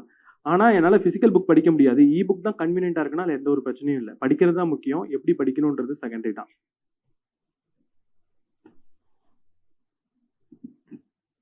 அண்ணா வணக்கம் அண்ணா. நான் உங்கள் கற்க கசட சேனலை ஃபாலோ பண்ணுறேன். ரொம்ப நன்றி. நான் உங்ககிட்ட கவனிச்சது என்னன்னா, நீங்கள் பெரும்பாலும் பார்த்தோம்னா அந்த ஆங்கிலம் சார்ந்த புத்தகங்களை அதிகமாக பரிந்துரை பண்ணுறீங்க. ஆமாம். அதுலேயும் மொழிபெயர்ப்பு சில பண்ணுறீங்க. இதில் என்னோட கேள்வி என்னன்னு பார்த்தோம்னா, தமிழ் இலக்கியம் சார்ந்த தமிழ் நாவல் சார்ந்த புத்தகங்கள் எதுக்கு அது பரிந்துரை பண்ணாமல் இருக்கிறதுக்கு காரணம் தெரிஞ்சுக்கிற விரும்புகிறேன். ஏன்னா அதில் தட்டுப்பாடு இருக்கா, இல்லை வாசகர் மத்தியில் அது எதிர்பார்ப்பு இல்லையா, இல்லை உங்களுக்கு கவரக்கூடிய அந்த பின் தொடர்பாளர்களும் எதிர்பார்ப்பு இல்லாதனால நீங்கள் அதை பரிந்துரை பண்ணாமல் இருக்கீங்களான்னு என்னோட கேள்வியாக இருக்குது. எதனால? முதல் பதில், டைரக்டான பதில் என்னன்னா, தமிழ் புத்தகத்தை அதிகமாக நான் இப்போ பேச ஆரம்பிச்சிருக்கேன். இன்னைக்கு பேசினது ஞாயிற்றுக்கிழமைல வீடியோ ஒன்று வரும், தமிழ் புத்தகம் தான் வந்திருக்கு. என்னோட கனவே என்னன்னா, நான் ஸ்டாய்சிசம் பற்றி, ஸ்டாய்க் ஃபிலாசபின்னு அந்த கிரேக்க ஃபிலாசபியை பற்றி, தத்துவத்தை பற்றி அதிகமாக பேசுவேன். என்னோட கனவே என்னன்னா, நம்மளோட திருக்குறள் அனைத்தையும் அப்படிப்பட்ட ஒரு காணொலியாக மாற்றணுன்றது தான். ஆனால் தவறாக எடுத்துக்காதீங்க, இப்படி என்கிட்ட கேள்வி கேட்குறவங்களுக்கு பொதுவான ஒரு பதில் இருக்கு. இப்போ நான் ஆங்கில புத்தகங்களை பற்றி அதிகமாக பேசுகிறேன் அப்படின்னு வச்சுப்போமே, ஏன் தமிழ் புத்தகத்தை பேசுறது இல்லைன்னு கேட்குறது எப்படி இருக்குன்னா, ஒரு போர் வீரன் இருப்பான், சமையல்காரங்க இருப்பாங்க, வாகனத்தை ஓட்டுறவங்க இருப்பாங்க, மருத்துவம் பார்க்குறவங்க இருப்பாங்க. போரில் மருத்துவம் பார்க்குறவன்ட்ட நீ ஏன் துப்பாக்கி எடுத்து சுடலன்னு நம்ம கேட்க மாட்டோம். போரில் சமைக்கிறவன்ட்ட நீ ஏன் மருத்துவம் பார்க்கலன்னு கேட்க மாட்டோம். அங்கே சில சமயம் சில பேருக்கு சில விஷயம் அந்த நேரத்தில் அதை செய்ய தோணும். சில சமயம் அதுதான் வரும், அதுதான் அவங்களோட வேலைன்னு இருக்கிறப்போ அவங்க அதை தான் செய்வாங்க. இங்கே கேள்வி என்னவா இருக்கணும்னா, நீ செய்கிற வேலை நல்ல வேலையா, நீ செய்கிற வேலை சமுதாயத்துக்கு தேவையான வேலையா அப்படின்ற கேள்வியாக தான் இருக்கணுமே தவிர, நீ ஏன் இன்னொரு நல்ல வேலையை செய்யலன்னு கேட்கக்கூடாது. ஒரு நல்ல வேலையை செய்கிறவன்ட்ட நீ ஏன் அந்த நல்ல வேலையை செய்யல, அதை நீ செய்யலாமே அப்படின்னு நம்ம கேட்கக்கூடாது. இங்கே இப்படிப்பட்ட கேள்விக்கு இந்த பதிலை நான் சொல்லுவேன். ஆனால் நீங்கள் கேட்ட கேள்வி ரொம்ப முக்கியமான கேள்வி. தமிழ் புத்தகங்கள் அதிகமாக நான் பேசணும்னு நினைக்கிறேன். கண்டிப்பாக தமிழ் புத்தகங்கள் அதிகமாக பேசிக்கிட்டும் இருக்கேன். இப்போ கடந்த சில வீடியோக்கள் பார்த்தீங்கன்னா அதையும் பேசுவேன். இன்னும் ரெண்டாவது விஷயம் என்னன்னா, தமிழ் புத்தகத்தை நீங்கள் படிச்சிடலாம். சிலருக்கு ஆங்கில புத்தகத்தை படித்து புரிஞ்சிக்க முடியல அப்படின்ற கமெண்ட் எனக்கு வரதுனால நிறைய பேர் ஆங்கில புத்தகத்தை தான் என்கிட்ட கேட்குறாங்க. என்கிட்ட வரக்கூடிய பரிந்துரையை பொறுத்து தான் என்கிட்ட எந்த புத்தகத்தை பண்ணணும்னு நீங்கள் கேட்குறீங்களோ அதை தான் நான் வீடியோவாக பண்ணுறேன். கண்டிப்பாக அதுதான் ரீச் ஆகும், அதனால அதை நான் பண்ணுறேன். தமிழ் புத்தகங்கள் அதிகமாக படிக்கிறேன். ஆனால் நீங்கள் கேட்குற புத்தகங்களை தான் நான் வீடியோவாக பண்ணுறேன். என்கிட்ட அதிகமாக ஆங்கில புத்தகத்தை கேட்குறாங்க. அதற்காக தமிழ் புத்தகத்து மீது ஈடுபாடு இல்லாதவங்கன்னு நான் சமுதாயத்தை பார்த்து சொல்ல மாட்டேன். ஆங்கில புத்தகத்தை புரிஞ்சிக்க முடியாதனால, ஆங்கில புத்தகத்தை புரிஞ்சிக்க வேண்டிய தேவை அவங்களுக்கு இருக்கிறதுனால அதை கேட்குறாங்க. அது இன்னும் எனக்கு இன்ட்ரெஸ்டிங்காகவும் இருக்குது. ஏன்னா ஒரு புத்தகத்தை படித்து அப்படியே பேசுகிறத விட ஆங்கிலத்தில் படித்து அதை ஒரு கண்டென்ட்டாக மாற்றுறப்போ அது வேலை அதிகமாக இருக்குது. அதை நான் தமிழாக்கம் பண்ணணும், தமிழர்களுக்கு ஏற்ற மாதிரியான உதாரணங்களை உள்ளே கொண்டு வரணும். அந்த வேலை இன்னும் கொஞ்சம் பெருசாக இருக்கிறதுனால அது எனக்கு பிடிச்சிருக்கு. அதை நான் அதிகமாக பண்ணிட்டு இருக்கேன். தமிழ் புத்தகமும் கண்டிப்பாக பண்ணுவேன்.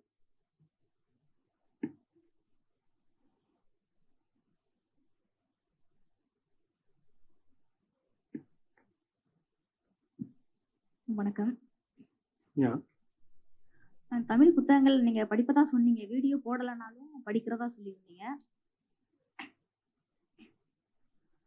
அப்படி தமிழ் புத்தகங்கள்ல நீங்க இலக்கியம் சம்பந்தமா, கதை சம்பந்தமா ஏதாவது படிச்சிருக்கீங்க கண்டிப்பா.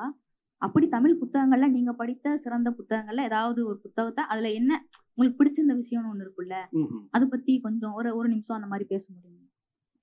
தமிழ் இலக்கியத்துக்குள்ள போனீங்கன்னா, நான் புத்தகத்தை படிக்க ஆரம்பிச்சதுக்கு காரணமே திருக்குறள் மட்டும்தான். தினமும் ஒரு திருக்குறள் என்னோட இளம் வயதுல நான் படிச்சுக்கிட்டே இருப்பேன். திருக்குறள் எனக்கு ரொம்ப பிடிச்சதுனால தான் எனக்கு தத்துவங்கள் மீது ஆர்வம் ஏற்பட்டது. திருக்குறள் மாதிரி வேற ஏதாவது தத்துவம் இருக்குமா அப்படின்ற தேடல் மூலியமா தான் இன்னைக்கு நான் பேசக்கூடிய சாக்ரட்டிஸா இருக்கட்டும், இன்னைக்கு நான் பேசக்கூடிய கன்ஃபியூஷஸா இருக்கட்டும், இன்னைக்கு நான் பேசக்கூடிய ஸ்டாய்சிசம்ல இருக்கிற மார்க்கஸ் எர்லியஸ், இவங்க எல்லாருமே திருக்குறள்ல இருந்து எனக்கு கிடைச்சவங்க மட்டும்தான். திருக்குறள்ல இவங்க யாருடைய பெயரும் பதிவிடப்படலைன்னாலும் திருக்குறள் தான் என்னை இவங்க கிட்ட கொண்டு போய் சேர்த்தது, தத்துவத்தின் மீது ஆர்வம் பெருத்தது. அதை தாண்டி இன்னைக்கு இருக்கக்கூடிய இலக்கியங்கள்ல எனக்கு எந்த நூட்கள் அதிகமா நான் வாசிக்கிறேன் அப்படின்னா, எனக்கு கல்கி ரொம்ப பிடிக்கும். நான் கல்கி எழுதின அனைத்து புத்தகத்தையும் படிச்சிருக்கேன். பொன்னியின் செல்வனா இருக்கட்டும், பார்த்திபன் கனவா இருக்கட்டும், சிவகாமியின் சபதமா இருக்கட்டும், அவர் எழுதின சிறுகதை முதற்கொண்டு எல்லாமே நான் படிச்சிருக்கேன். அவருடைய புத்தகத்தை படிக்கும்போது மட்டும் எனக்கு ரொம்ப சந்தோஷம் கிடைக்கும். நான் முதல்ல சொன்ன மாதிரி அதே நேரத்தில் எனக்கு ஒரு மிகப்பெரிய வருத்தமும் கிடைக்கும். ஹாரி பாட்டர் மாதிரியான ஒரு புத்தகங்கள் அந்த எழுத்தாளரை ஃபர்ஸ்ட் பில்லியனரா மாத்திருக்கு. அதுக்கு எந்த வகையிலையும் குறையாத புத்தகத்தை தமிழ்ல எழுதக்கூடிய நபர்கள் இருந்தும் அந்த புத்தகத்தை எழுதுறவங்க அவ்வளவு பெரிய பணக்காரர்களா ஆகலையே, அவ்வளவு பெரிய இந்த உலகத்துல மற்ற சமுதாயத்துக்கு கொண்டு போய் சேர்க்க முடியலையே அப்படின்ற ஒரு வருத்தம் இருக்கும். எனக்கு தமிழ் புத்தகத்துல ரொம்ப பிடிச்சது அப்படின்னா கல்கி எனக்கு ரொம்ப பிடிக்கும். கேள்விக்கு பதில் வரலன்னா இன்னும் கொஞ்சம் தெளிவா கேட்டீங்கன்னா சொல்லிடுவேன். இல்ல ஒரு சந்தேகம்? புத்தகத்தை எடுத்துக்காட்டி அதுல இந்த கதைகள் இப்படி கொண்டுட்டு போன விதம் இருக்கும்ல, புத்தகத்தை படிக்கும் பொழுது ஒரு ரசனை இருக்கும்ல, அந்த கதை இப்படி போன போக்கு நல்லா இருந்தது அப்படின்னு உங்களுக்குள்ள ஒரு தாட் இருக்கும். அது சொல்லும் பொழுது என்னன்னா உங்களுக்கு தேட தோணும், நாங்களும் அந்த ரசனையோட தேடுவோம். ஓகே, எனக்கு ஏன் கல்கியை பிடிக்கும்னு பதில் சொன்னேன்னா, கல்கி கிட்ட நான் பார்த்து வியந்து பார்த்த ஒரு விஷயம் என்னன்னு சொன்னேன்னா, மேபி அது ஒரு இன்ட்ரெஸ்ட்டை கொண்டு வரலாம் அப்படின்னு நினைக்கிறேன். எனக்கு கல்கி ரொம்ப பிடிச்சதுக்கு முக்கியமான காரணம், கல்கி கனவுகளை சித்தரிக்கிறது எப்படி இருக்கும் அப்படின்றத ரொம்ப வியந்து பார்த்துருக்கேன். நான் எந்த ஒரு நிகழ்வை வேணா சித்தரிச்சிடலாம். ஒரு மேடையில் ஒரு நபர் பேசிக்கிட்டு இருந்தாருன்னு நான் எவ்வளவு அழகா வேணா சொல்லிடலாம். 2 நபர்கள் காதலிச்சுக்கிட்டு இருந்தாங்கன்றத ரொம்ப அழகா என்னால சொல்ல முடியும். ஒரு இயற்கையை அழகா வர்ணிக்க முடியும். ஆனா ஒரு மனிதனோட சிந்தனையில இருக்கக்கூடிய மிக குழப்பமான விஷயம்ன்றது கனவு. ஒரு மனிதனுக்கு கனவு எப்படி வந்தது, எனக்கு ஒரு கனவு வந்தது அப்படின்றத சொல்றப்போ இன்னொரு நபருக்கு அதை ரசிக்கும்படியா சொல்றது ரொம்ப கடினமான விஷயம் நான் நினைக்கிறேன். ஏன்னா கனவுகள்ன்றது அர்த்தம் இல்லாததா, தொடர்ந்து மாறிக்கொண்டே இருக்கிறதா, ஒரு குழப்பம் நிறைந்ததா இருக்கும். கல்கியோட அனைத்து புத்தகத்திலையும் ஏதாவது ஒரு சூழல்ல ஒரு கனவை பத்தி சொல்லியிருப்பாரு. கிட்டத்தட்ட அந்த கனவை படிக்கிறப்போ இன்னைக்கு நான் பார்க்கக்கூடிய சில படங்கள், ஒரு ஹாலிவுட் படத்தை நான் சொல்றேன். ஹாலிவுட் படத்துல சைக்காலஜிக்கல் த்ரில்லர்ஸ் வரும். என்ன நடக்குது அப்படின்னு ஒரு குழப்பம் உண்டு பண்ணும். இது ரியலா இல்ல ஏதாவது ஒரு கனவா அப்படின்ற ஒரு சுச்சுவேஷனை கொண்டு வரும். ஒரு சினிமால அதை கொண்டு வர்றது கொஞ்சம் சுலபம்னு நினைக்கிறேன். ஏன்னா மியூசிக் இருக்கு, ஒரு குழப்பமான மியூசிக்கை போட்டு என்னை குழம்படிக்க முடியும், விஷுவலா ஏதோ ஒரு காட்ட முடியும். வெறும் வார்த்தைகளை வச்சே ஒரு நபரை குழப்பி அதே நேரத்துல ஒரு கியூரியாசிட்டியை, ஒரு ஆர்வத்தை தூண்ட முடியும் அப்படின்னா அது கல்கி கனவுகளை பத்தி எழுதுறப்ப நான் அதிகமா ரசிச்சிருக்கேன். கல்கியோட புத்தகத்தை நான் படிக்கும்போது ஏதாவது ஒரு கனவு வருமா அப்படின்ற ஒரு எதிர்பார்ப்போடய நான் படிப்பேன்.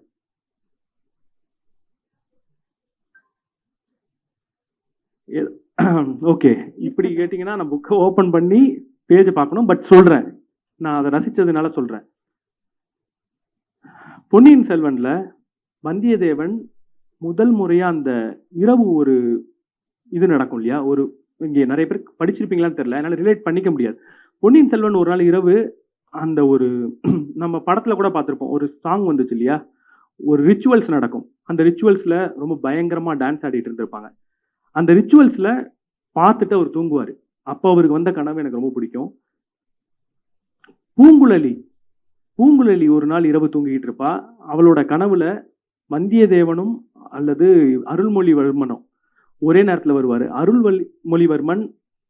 அருள்மொழிவர்மனோட அவ ஒரு காதல் செய்கிற மாதிரியான ஒரு கனவு வரும்.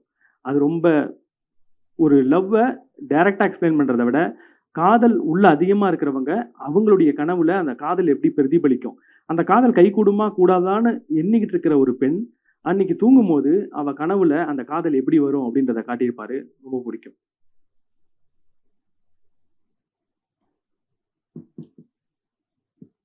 வணக்கம் சார். சார் இப்போ நீங்கள் சொன்னதுலேருந்து தான் கேட்குறேன். எனக்கு வந்து புத்தகங்கள் படிக்க ஆசையாக இருந்தது. நான் இனிஷியலாக ஒரு புக் 2 புக் கம்ப்ளீட் பண்ணேன். ஆனால் டேஸ் பாஸ் ஆக எனக்கு அந்த ஆத்தர் பேர் கூட மறந்து போக ஆரம்பிச்சுது. இப்போ சொல்ல சொல்ல என் கேள்விகள் கேட்க கேட்க நீங்கள் அந்த புக்கில் அந்த சீன் இந்த கேரக்டர் நான் படித்தேன் அப்படின்றது ஃபிக்ஷன் சொல்கிறோம். இப்போ நான் ஃபிக்ஷன்ஸ்ன்னு வரும்போது ஈவன் ஃபினான்ஷியல் புக்ஸ் தான் படிக்க ஆரம்பிக்கிறோன்னா சர்டன் செட் ஆஃப் திங்ஸ் வந்து மறந்து போக ஆரம்பிக்குது. ஸோ ஒரு புத்தகம் படிக்கிறோம்னா அதை ரீகால் பண்ண பாயிண்ட்ஸ் எடுத்துக்கோங்கன்னு சொல்லி ஒரு இது கேள்விப்பட்டிருக்கேன்.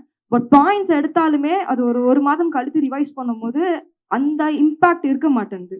ஸோ ஒரு புக்கை படிக்கிறோம்னா அதோடைய பாயிண்ட்ஸ் எப்படி ரீகலெக்ட் பண்ண ஆரம்பிக்கணும். ஸோ இப்போ ஒரு மேடையில பேசுறோம்னா அதை எப்படி எடுத்து சொல்றதுக்கு ரீகால் பண்றதுக்கு எப்படி புக்கோட நம்ம கனெக்ட் பண்ணலாம் அப்படின்னு. ரேண்டமா திடீர்னு உங்கள்கிட்ட இந்த புத்தகத்துல நீங்க என்ன படிச்சீங்க, இந்த புத்தகத்துல நீங்க என்னெல்லாம் படிச்சீங்க சொல்லுங்கன்னு கேட்டா யாராலையும் சொல்ல முடியாது. ஏன்னா ஒரு புத்தகத்துல அத்தனை பக்கங்கள் இருக்கு. ஒரு புத்தகன்றது ஒரு எழுத்தாளரோட வாழ்க்கை. நான் ஜஸ்ட் ஏதோ எந்த நேரத்துல கேட்டாலும் அந்த புத்தகத்துல என்னெல்லாம் இருந்ததுன்றத முழுமையா சொல்ல முடியாது. நான் புத்தகம் படிக்கும்போது ஒரு புத்தகத்தை ஓகே இந்த புத்தகத்துக்காக நான் செலவிட்ட நேரம் ஒர்த் அப்படின்னு நான் எப்போ நம்புவேன்னா, அந்த புத்தகத்துலேருந்து ஒரு சின்ன விஷயத்த என் வாழ்நாள் முழுக்க நான் மறக்காம இருந்தேன்னா நம்புவேன். நீங்கள் ரிச் டேட் புவர் டேட் மாதிரியான புத்தகத்தை படிக்கிறீங்கன்னா அந்த புத்தகத்துலேருந்து நீங்கள் பெருசாக அந்த புத்தகத்தில் சொல்லியிருக்கிற ஒரு விஷயத்தையும் நான் ஞாபகம் வச்சுக்கணும், எழுதின எழுத்தாளரோட பேரை ஞாபகம் வச்சுக்கணும், அதில் வந்த ஒரு கேரக்டரோட நேமை ஞாபகம் வச்சுக்கணுன்ற அவசியம் கிடையாது.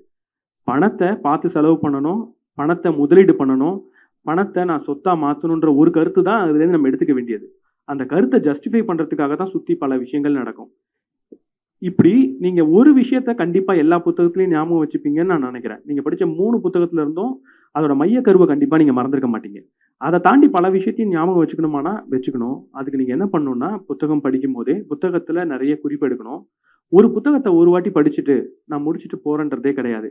ஒரு புத்தகத்தை பல தடவை படிக்கணும். நீங்க புத்தகத்தை முதல் தடவை படிக்கிறதோட நோக்கம் என்னன்னா, இந்த புத்தகத்தை நான் திரும்ப படிக்கணுமா வேணாமான்ற முடிவு எடுக்கிறதுக்கு தானே தவிர அந்த புத்தகத்தை தெரிஞ்சுக்கிறதுக்கு கிடையாது. இது கதை புத்தகத்துக்கு வேற. கதை புத்தகம் ஒரு என்டர்டைன்மெண்ட்டுக்காக இருக்கலாம். அதுவும் நமக்கு பல விஷயங்களை சொல்லி கொடுத்தாலும் அது ஓகே. ஆனா நீங்க ஒரு தியரியா படிக்க போறீங்க, ஒரு எஜுகேஷனல் புக்கை படிக்க போறீங்கன்னா முதல் தடவை படிக்கிறது இந்த புத்தகத்தை அடுத்து எத்தனை தடவை படிக்கணும்ன்ற முடிவு எடுக்கிறதுக்கு தான். அதுல நிறைய குறிப்பு எழுதுங்க. திரும்ப திரும்ப ஒரு புத்தகத்தை படிக்கணும். இங்க எத்தனை புத்தகம் படிச்சேன்றது முக்கியம் கிடையாது, ஒரு புத்தகத்தை எத்தனை வாட்டி படிச்சேன் அப்படின்றது தான் முக்கியம். நீங்க 3 புத்தகம் படிச்சீங்க, 3 புத்தகத்தையும் எத்தனை தடவை படிச்சிருப்பீங்க? அந்த புத்தகத்தை திரும்ப திரும்ப அப்பப்போ எடுத்து படிங்க. உங்கள் லைஃப்பில் தேவைப்படும் போதெல்லாம் அந்த புத்தகத்தை எடுத்து படிங்க. இங்கே நான் புத்தகத்தை பற்றி பேசினதுனால எனக்கு கிடைச்ச மிகப்பெரிய லாபம் என்ன தெரியுமா? ஒரு புத்தகத்தை திரும்ப திரும்ப படிக்க வேண்டிய கட்டாயத்துக்குள்ளே போயிட்டேன். ஒரு புத்தகத்தை பற்றி திரும்ப வீடியோ போடுறப்ப நான் திரும்ப போய் படிக்கணும். நான் போட்ட வீடியோவை திரும்ப அனலைஸ் பண்ணி பார்க்கணுன்றதுக்காகவே நான் போட்ட வீடியோவே நான் பார்ப்பேன். அப்படி பார்க்கும்போது நானே பல விஷயங்கள் என் வீடியோலேருந்து கற்றுப்பேன். என்னோட வீடியோவில் ஒரு புத்தகத்தை பற்றி முழுமையாக சொல்லணுன்றதுக்காக பல மணி நேரம் உழைச்சி ஒரு வீடியோவை போட்டாலும் அடுத்த சில நாட்கள் கழிச்சு அந்த வீடியோவை பார்க்குறப்ப எனக்கு புதுசாக இருக்கும். நிறைய விஷயங்கள் அதுலேருந்து நான் கற்றுப்பேன். ஏதாவது ஒரு வழியில் உங்களோட புத்தகத்தை நீங்கள் குறிப்பாக மாற்றி புத்தகத்திலே எழுதுங்க, ஹைலைட் பண்ணுங்கள், தனியாக நோட்ஸ் எழுதுங்க, ஏதாவது பண்ணுங்கள். அது ஒரு ரொம்ப நல்ல புத்தகம் அப்படின்னா திரும்ப திரும்ப நீங்கள் படிக்க வேண்டிய கட்டாயம் தான். படித்தா மட்டும்தான் ஞாபகம் இருக்கும்.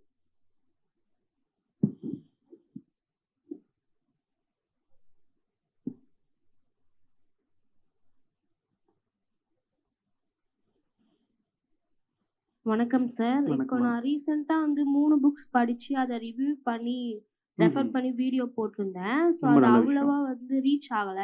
ஸோ ஒரு புக்கை நம்ம இப்படி ரிவ்யூ பண்ணி இப்படி ரெஃபர் பண்ணா அது நிறைய ஆடியன்ஸை வந்து ரீச் பண்ணணும், அவங்கள வந்து அந்த புத்தகத்தை படிக்க தூண்டணும் அப்படின்னா ஏதாவது ஒரு டிப்ஸ் சொல்லணும் அப்படின்னா என்ன சொல்லுங்க? நான் முதல்ல சொன்னது தான். இப்போ ஒரு புத்தகத்தை எப்படி நான் வீடியோவாக மாற்றணும் அப்படின்றது முழுக்க முழுக்க உங்களை சார்ந்தது தான். எந்த ஒரு படைப்பாக இருந்தாலும் அங்கே உண்மைத்தன்மை, இந்த யூனிக்னஸ் அப்படின்னு சொல்லுவாங்க. யூனிக்னஸ்ன்றது தேவை. யூனிக்னஸ் இல்லாமல் நான் எப்படி வீடியோ போடுறேன் அப்படின்றத பார்த்து நீங்கள் வீடியோ போட்டிங்கன்னா என்ன மாதிரி வீடியோ போடுறீங்க அப்படின்னு தான் பேர் வருமே தவிர அது நல்ல வீடியோன்னு வராது. முதல்ல ஒரு புத்தகத்தை படிக்கிறப்போ எப்படிப்பட்ட உணர்வை உங்களுக்கு கொடுக்குதுன்றத கொஞ்சம் ஆழமாக கவனிங்க. சில புத்தகம் உங்களை சிரிக்க வைக்கும், அப்போ நீங்கள் போடக்கூடிய வீடியோ காமெடியாக தான் இருக்கணும்.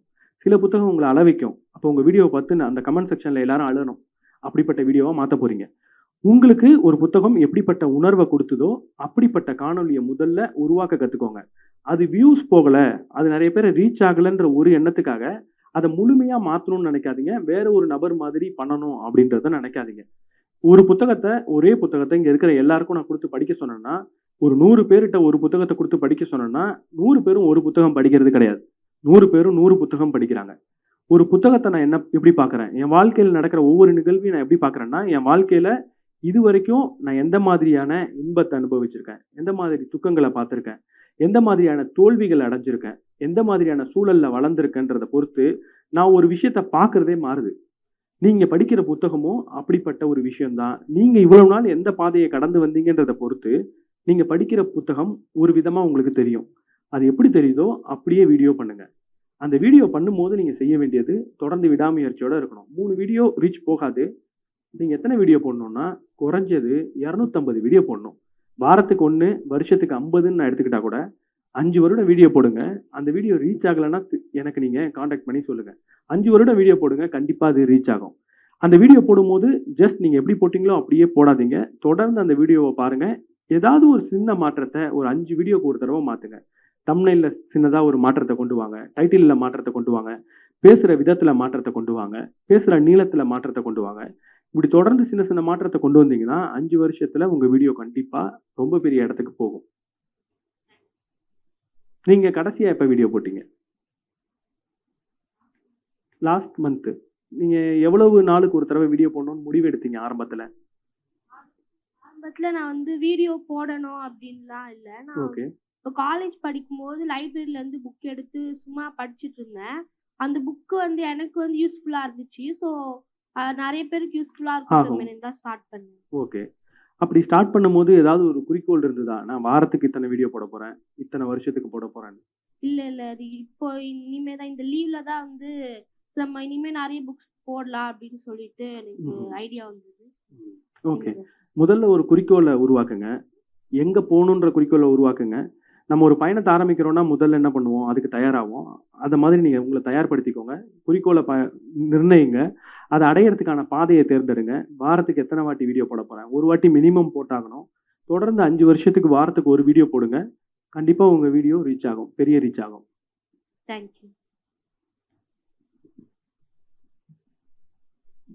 வணக்கம் சார். வணக்கம் சார், ஒரு ஸ்டோரி டெல்லிங் அந்த காணொலிகளை எப்படி உருவாக்குறது சார்?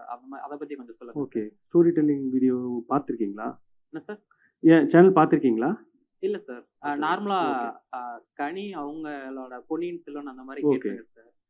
அதுல இப்ப வீடியோ எப்படி கொண்டு போறது, அதே மாதிரி நம்ம லைவா பேசுற மாதிரி கொஞ்சம் வைக்கலாமா, இல்ல பிக்சர் கொஞ்சம் கொஞ்சம் போட்டு ஆட் பண்ணலாமா, அந்த மாதிரி கொஞ்சம் ஐடியாஸ் கொஞ்சம் ஸ்டார்ட் அப்ஸ்க்கு சொல்லுங்க சார். ஓகே. ஸ்டோரி டெல்லிங் வீடியோஸை லைக் எப்படி பண்ணுன்ற ஒரு டெஃபினேஷன் இருக்கக்கூடாது. ஸ்டோரி டெல்லிங்கிறது ஒரு கலை. அது உங்களுக்குள்ளே இருந்து தான் வரணும். ஃபர்ஸ்ட் நீங்கள் வந்து இப்படித்தான் பண்ணணுன்ற எண்ணத்துக்குள்ளே கொண்டு வராதீங்க. ஒரு கதையை படிக்கும் போது உங்களுக்கு அது எப்படிப்பட்ட உணர்வை கொண்டு வந்துச்சோ அப்படியே ஆரம்பிங்க. என்னோட ஸ்டோரி டெல்லிங் எப்படி இருக்கும் அப்படின்றத நான் சொல்கிறேன். நான் இப்போ ஒரு புத்தகத்தில் ஒரு 10 சாப்டர் இருக்குன்னா 10 சாப்டரையும் அட்லீஸ்ட் ஒரு 4 தடவையாவது படிப்பேன். ஒரு புத்தகத்தை முதல்ல முழுமையாக படிச்சிருவேன். அதுக்கப்புறம் அதை கொஞ்சம் வேகமாக படிப்பேன், ஒரு 4 தடவையாவது. ஒவ்வொரு டாப்பிக்கையும் நான் படிச்சுட்டு அந்த டாப்பிக்கை படித்து முடிச்சதுக்கப்புறம் என்னோட மொபைல் எடுத்து, மொபைலில் நமக்கு நோட் ஆப் இருக்கு இல்லையா, நோட் ஆப்பில் அந்த சாப்டரை படித்து கதையாக நான் சொல்லுவேன். திரும்ப ஒரு 2 தடவை 3 தடவை ஒரு சாப்டருக்கும் நம்ம கதை சொல்லி அதை ரெக்கார்ட் பண்ணி 10 சாப்டர் இருக்குன்னா 10 சாப்டருக்கும் அந்த கதையை சொன்னதுக்கப்புறம் உங்களுக்கு ஒரு வே ஆஃப் அந்த கதைன்றது வரும். இங்கே நீங்கள் கதை எழுதுறதை பற்றி கேட்கல, ஒரு புத்தகத்தை படித்து பேசுறது தானே. கதை எழுதணும் அப்படின்னா அதில் நிறைய சூட்சமாக இருக்குது. ஆனால் ஆல்ரெடி ஒரு எழுத்தாளர் அந்த கதையை உருவாக்கிட்டாரு. இப்போ நீங்கள் செய்ய வேண்டியதெல்லாம் உங்களோட எமோஷனோட அந்த கதை எப்படி கனெக்ட் ஆனதோ அதை இன்னொரு நபர்கிட்ட கொண்டு போய் அதே எமோஷனோட சேர்க்க போறீங்க. நீங்கள் செய்ய வேண்டியது திரும்ப அந்த புத்தகத்தை படிங்க. ஒரு சாப்டரை ஒரு 3 தடவை 4 தடவை படிங்க. படிச்சதுக்கப்புறம் ஒரு எமோஷன் உங்களுக்குள்ள வரும் அந்த கதையில, அந்த சாப்டர்ல இருந்து. அதே எமோஷனோட அந்த கதையை உங்களோட பாணியிலேயே சொல்லுங்க. நீங்க அந்த எழுத்தாளரோட பாணியில சொல்ல தேவையில்லை. அதுல எந்த மாதிரியான தமிழ் பயன்படுத்தப்பட்டிருக்கு, எப்படிப்பட்ட மொழி பயன்படுத்தப்பட்டிருக்குன்றத பத்தி விட்டுருங்க. உங்களுக்கு அந்த கதையை எப்படி சொல்லணும்னு தோணுதோ உங்க வார்த்தையில உங்களோட நடையில சொல்லுங்க. ஒரு 3 தடவை சொன்னதுக்கு அப்புறம் உங்களுக்கு அந்த சாப்டர் எப்படி சொல்லணுன்றது தெரியும். இப்படி தொடர்ந்து ஒரு சாப்டருக்கும் நீங்க ப்ராக்டிஸ் பண்ணீங்கன்னா உங்களோட கதை நல்லா வரும். வணக்கம் சார். சார் இப்போ புத்தகங்களை சோசியல் மீடியாவில் ட்ரெண்ட் செய்யறதுனால வாசிப்பு தடைப்படுதா? அந்த ஒரு கேள்வி இருக்கு. புத்தகங்களை சோசியல் மீடியா ட்ரெண்ட் செய்யறதுனால வாசிப்பு தடைப்படுதா? வாசிப்பு தடைப்படாது. சரி, ஏன் தடைப்படுதுன்னு நீங்க நினைக்கிறீங்க? ஏன் கேட்கறேன்னா, ஒரு கதை சொல்றாங்கன்னா அது எல்லாமே ரிவீல் பண்ணிடுறாங்க. நம்மளுக்கு படிக்கணுங்கிற ஒரு ஆர்வமே இல்லையில. அப்ப நான் ஏன் புக்கை தேடி போகணும் அப்படின்னு ஒரு கேள்வி எழுதலை. நான் ஒரு கதையை தான் சொல்ல முடியும். இங்க ஒரு கதை மட்டும் கிடையாது. நான் ஒரு கதையை சொல்ற போது அந்த கதை மேபி திரும்ப நீங்க படிக்காம இருக்கலாம் அந்த கதையை. ஆனா ஒரு கதை சொன்னது அந்த கதையை நீங்க ரசிச்சிட்டீங்க அப்படின்னா அதுக்கு அடுத்து பல கதைகளை நீங்க தேடி போவீங்க, பல புத்தகங்களை நீங்க தேடி போவீங்க. இங்க இருக்கிற எல்லா புத்தகத்தையும் எடுத்து கண்டிப்பா யாராலையும் பேசிட முடியாது. ஒரு புத்தகத்தை பத்தி பேசுறது மூலியமா பல புத்தகத்தை நீங்க படிக்க தூண்டுறீங்க. 2வது விஷயம், கதைக்கு இது பொருந்தும். கதைக்கு நான் ஒரு கதையை சொல்லிட்டேன்னா அதற்கப்புறம் அந்த கதையை படிக்கிறது கொஞ்சம் கடினமான விஷயமா போயிடும். ஏன்னா நான் நிறைய ஸ்பாயில் பண்ணிடுவேன். ஆனா இது மற்ற புத்தகத்துக்கு, ஒரு கட்டுரைக்கு, ஒரு தேரியான புத்தகத்துக்கு, இல்லை ஏதோ ஒரு ரிசர்ச் பண்ணிக்கோங்க சயின்ஸ் ரிலேட்டட் புத்தகத்துக்கு, நான் அந்த புத்தகத்தை பத்தி பேசினா அந்த புத்தகத்தை அதிகமான நபர்கள் மேலும் வாங்கி படிக்கிறாங்க அப்படின்றத நான் பார்த்துருக்கேன். ஏன்னா ஒரு புத்தகத்தில் இருக்க முழுமையான கருத்தை சொல்ல முடியாது. அந்த புத்தகத்தை சொன்னதுக்கப்புறம் அது மேலே ஆர்வம் ஏற்பட்டு நிறைய புத்தகத்தை வாங்கி தான் படிக்கிறாங்க. கதை சொன்னால் அந்த புத்தகத்தை படிக்கிறது குறையறதுக்கு வாய்ப்பு இருக்குது. மற்ற புத்தகங்களை பற்றி நீங்கள் தொடர்ந்து பேசுனீங்கன்னா கண்டிப்பாக அந்த புத்தகத்தை வாசிக்கிறது அதிகமாக தான் ஆகும்.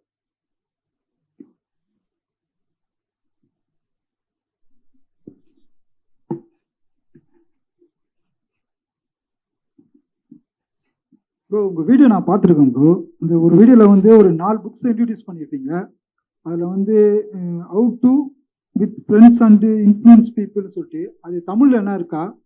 காம்பவுண்ட் எஃபெக்ட் தமிழில் இருக்கு. இந்த புக்ஸ் தமிழில் இருக்கா? அந்த கடையை எங்கே இருக்குன்னு இருக்கு. How to win friends and influence people தானே டேல் கார்னெகின்றவர் எழுதுனது. அது தமிழில் இருக்கு. இல்லை எல்லா ஸ்டோர்லேயும் இருக்கா? இல்லை தெரியுமா? புரியல, சாரி. இல்லை எந்த ஸ்டோர்ல இருக்குன்னு தெரியல. இல்ல நீங்க ஆன்லைன்ல தேடினீங்கன்னா கண்டிப்பா கிடைக்கும். எனக்கு புத்தகத்தோட தமிழ் பெயர் அப்படியே ஞாபகத்துல இல்லை. நீங்க ஆனா அந்த புத்தகம் தமிழ்ல இருக்கு, நான் பார்த்துருக்கேன். நீங்க அந்த புத்தகத்தோட இங்கிலீஷ்ல இருக்கிற பெயரையே போட்டு தமிழ்னு போட்டு சர்ச் பண்ணுங்க, உங்களுக்கு அமேசான் ஸ்டோர்லயே கிடைக்கும். Thank you. Thank you. Sir good evening sir. Good evening sir. நீங்கள் ஒரு புத்தகத்தை பரிந்துரை பண்ணுறதுக்கு முன்னாடி அது ஒரு நல்ல புத்தகங்கிறதுக்கு என்ன ஒரு யார்ட்ஸ்டிக் வச்சுருக்கீங்க? ரைட்டர் வச்சு பண்ணுறீங்களா எப்படிங்கிறது நீங்கள் இந்த ஒரு முடிவுக்கு வரீங்க? அந்த புத்தகம் நல்ல புத்தகமா அப்படின்ற முடிவை நான் எடுக்கிறதா இல்லை பரிந்துரைக்கு பண்ணுறீங்கல்ல? ஆமாம். இப்போ நிறைய புக்ஸ் பப்ளிஷ் பண்ணிகிட்டே இருக்காங்க. நம்ம ஒரு புக்கை பரிந்துரை பண்ணுறதுக்கு முன்னாடி நீங்கள் எப்படி அந்த ஒரு முடிவுக்கு வரீங்க?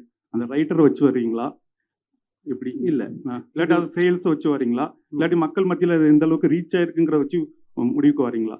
இங்க நீங்க சொன்ன எல்லாத்த வச்சும் தான். இன்னைக்கு நான் போட்ட ஒரு புத்தகம் பணவாசம் அப்படின்ற ஒரு புத்தகம், குரு மித்ரி சிவா பத்தின புத்தகம். அந்த புத்தகம் இப்ப தமிழ்ல நிறைய அது ட்ரெண்ட் ஆயிட்டு இருக்கு. அதனால அந்த புத்தகத்தை அவசரமா வாங்கி படிச்சு வீடியோ பண்ணேன். சில புத்தகம் ஆத்தர் எனக்கு ரொம்ப பிடிச்சிருக்கும், அதனால அந்த புத்தகத்தை நான் படிக்கணும்னு நினைப்பேன், அந்த புத்தகத்தை பத்தி பேசுவேன். சில புத்தகத்தோட டைட்டில் எனக்கு பிடிக்கும், அந்த கண்டென்ட் எனக்கு பிடிக்கும், அதனால அதை படிச்சு பேசுவேன். சில சமயம் ட்ரெண்ட் ஆகணுன்றதுக்காக, சில சமயம் எனக்கு பிடிச்சதுக்காக, 2 விதத்துலையும் அந்த புத்தகத்தை அணுகிறேன். ஆனால் புத்தகம் நல்ல புத்தகமா மோசமான புத்தகமானு சொல்றது என்னோட வேலை கிடையாது. நான் அது நல்ல புத்தகம் அப்படின்னு சொல்லி நீங்க இந்த மாதிரி முடிவுக்கு நான் எந்த மாதிரினா எனக்கு பிடிச்சிருக்கா அப்படின்றது தான் மெயின். ஆனால் இப்போ ஒரு யூடியூப் சேனல் வச்சிருக்கிறதுனால, நான் வீடியோ பண்ணுன்றதுனால என்னோட ஆடியன்ஸ் கமெண்ட் செக்ஷன்ல கேட்குற புத்தகத்தையும் நான் பண்றேன். ஆல்ரெடி யூடியூப்ல ட்ரெண்டா ஒரு புக் போயிட்டு இருக்குன்னா அதையும் நான் பண்றேன். எனக்கு பிடிச்சது மெஜாரிட்டியா நான் பண்றேன். நன்றி.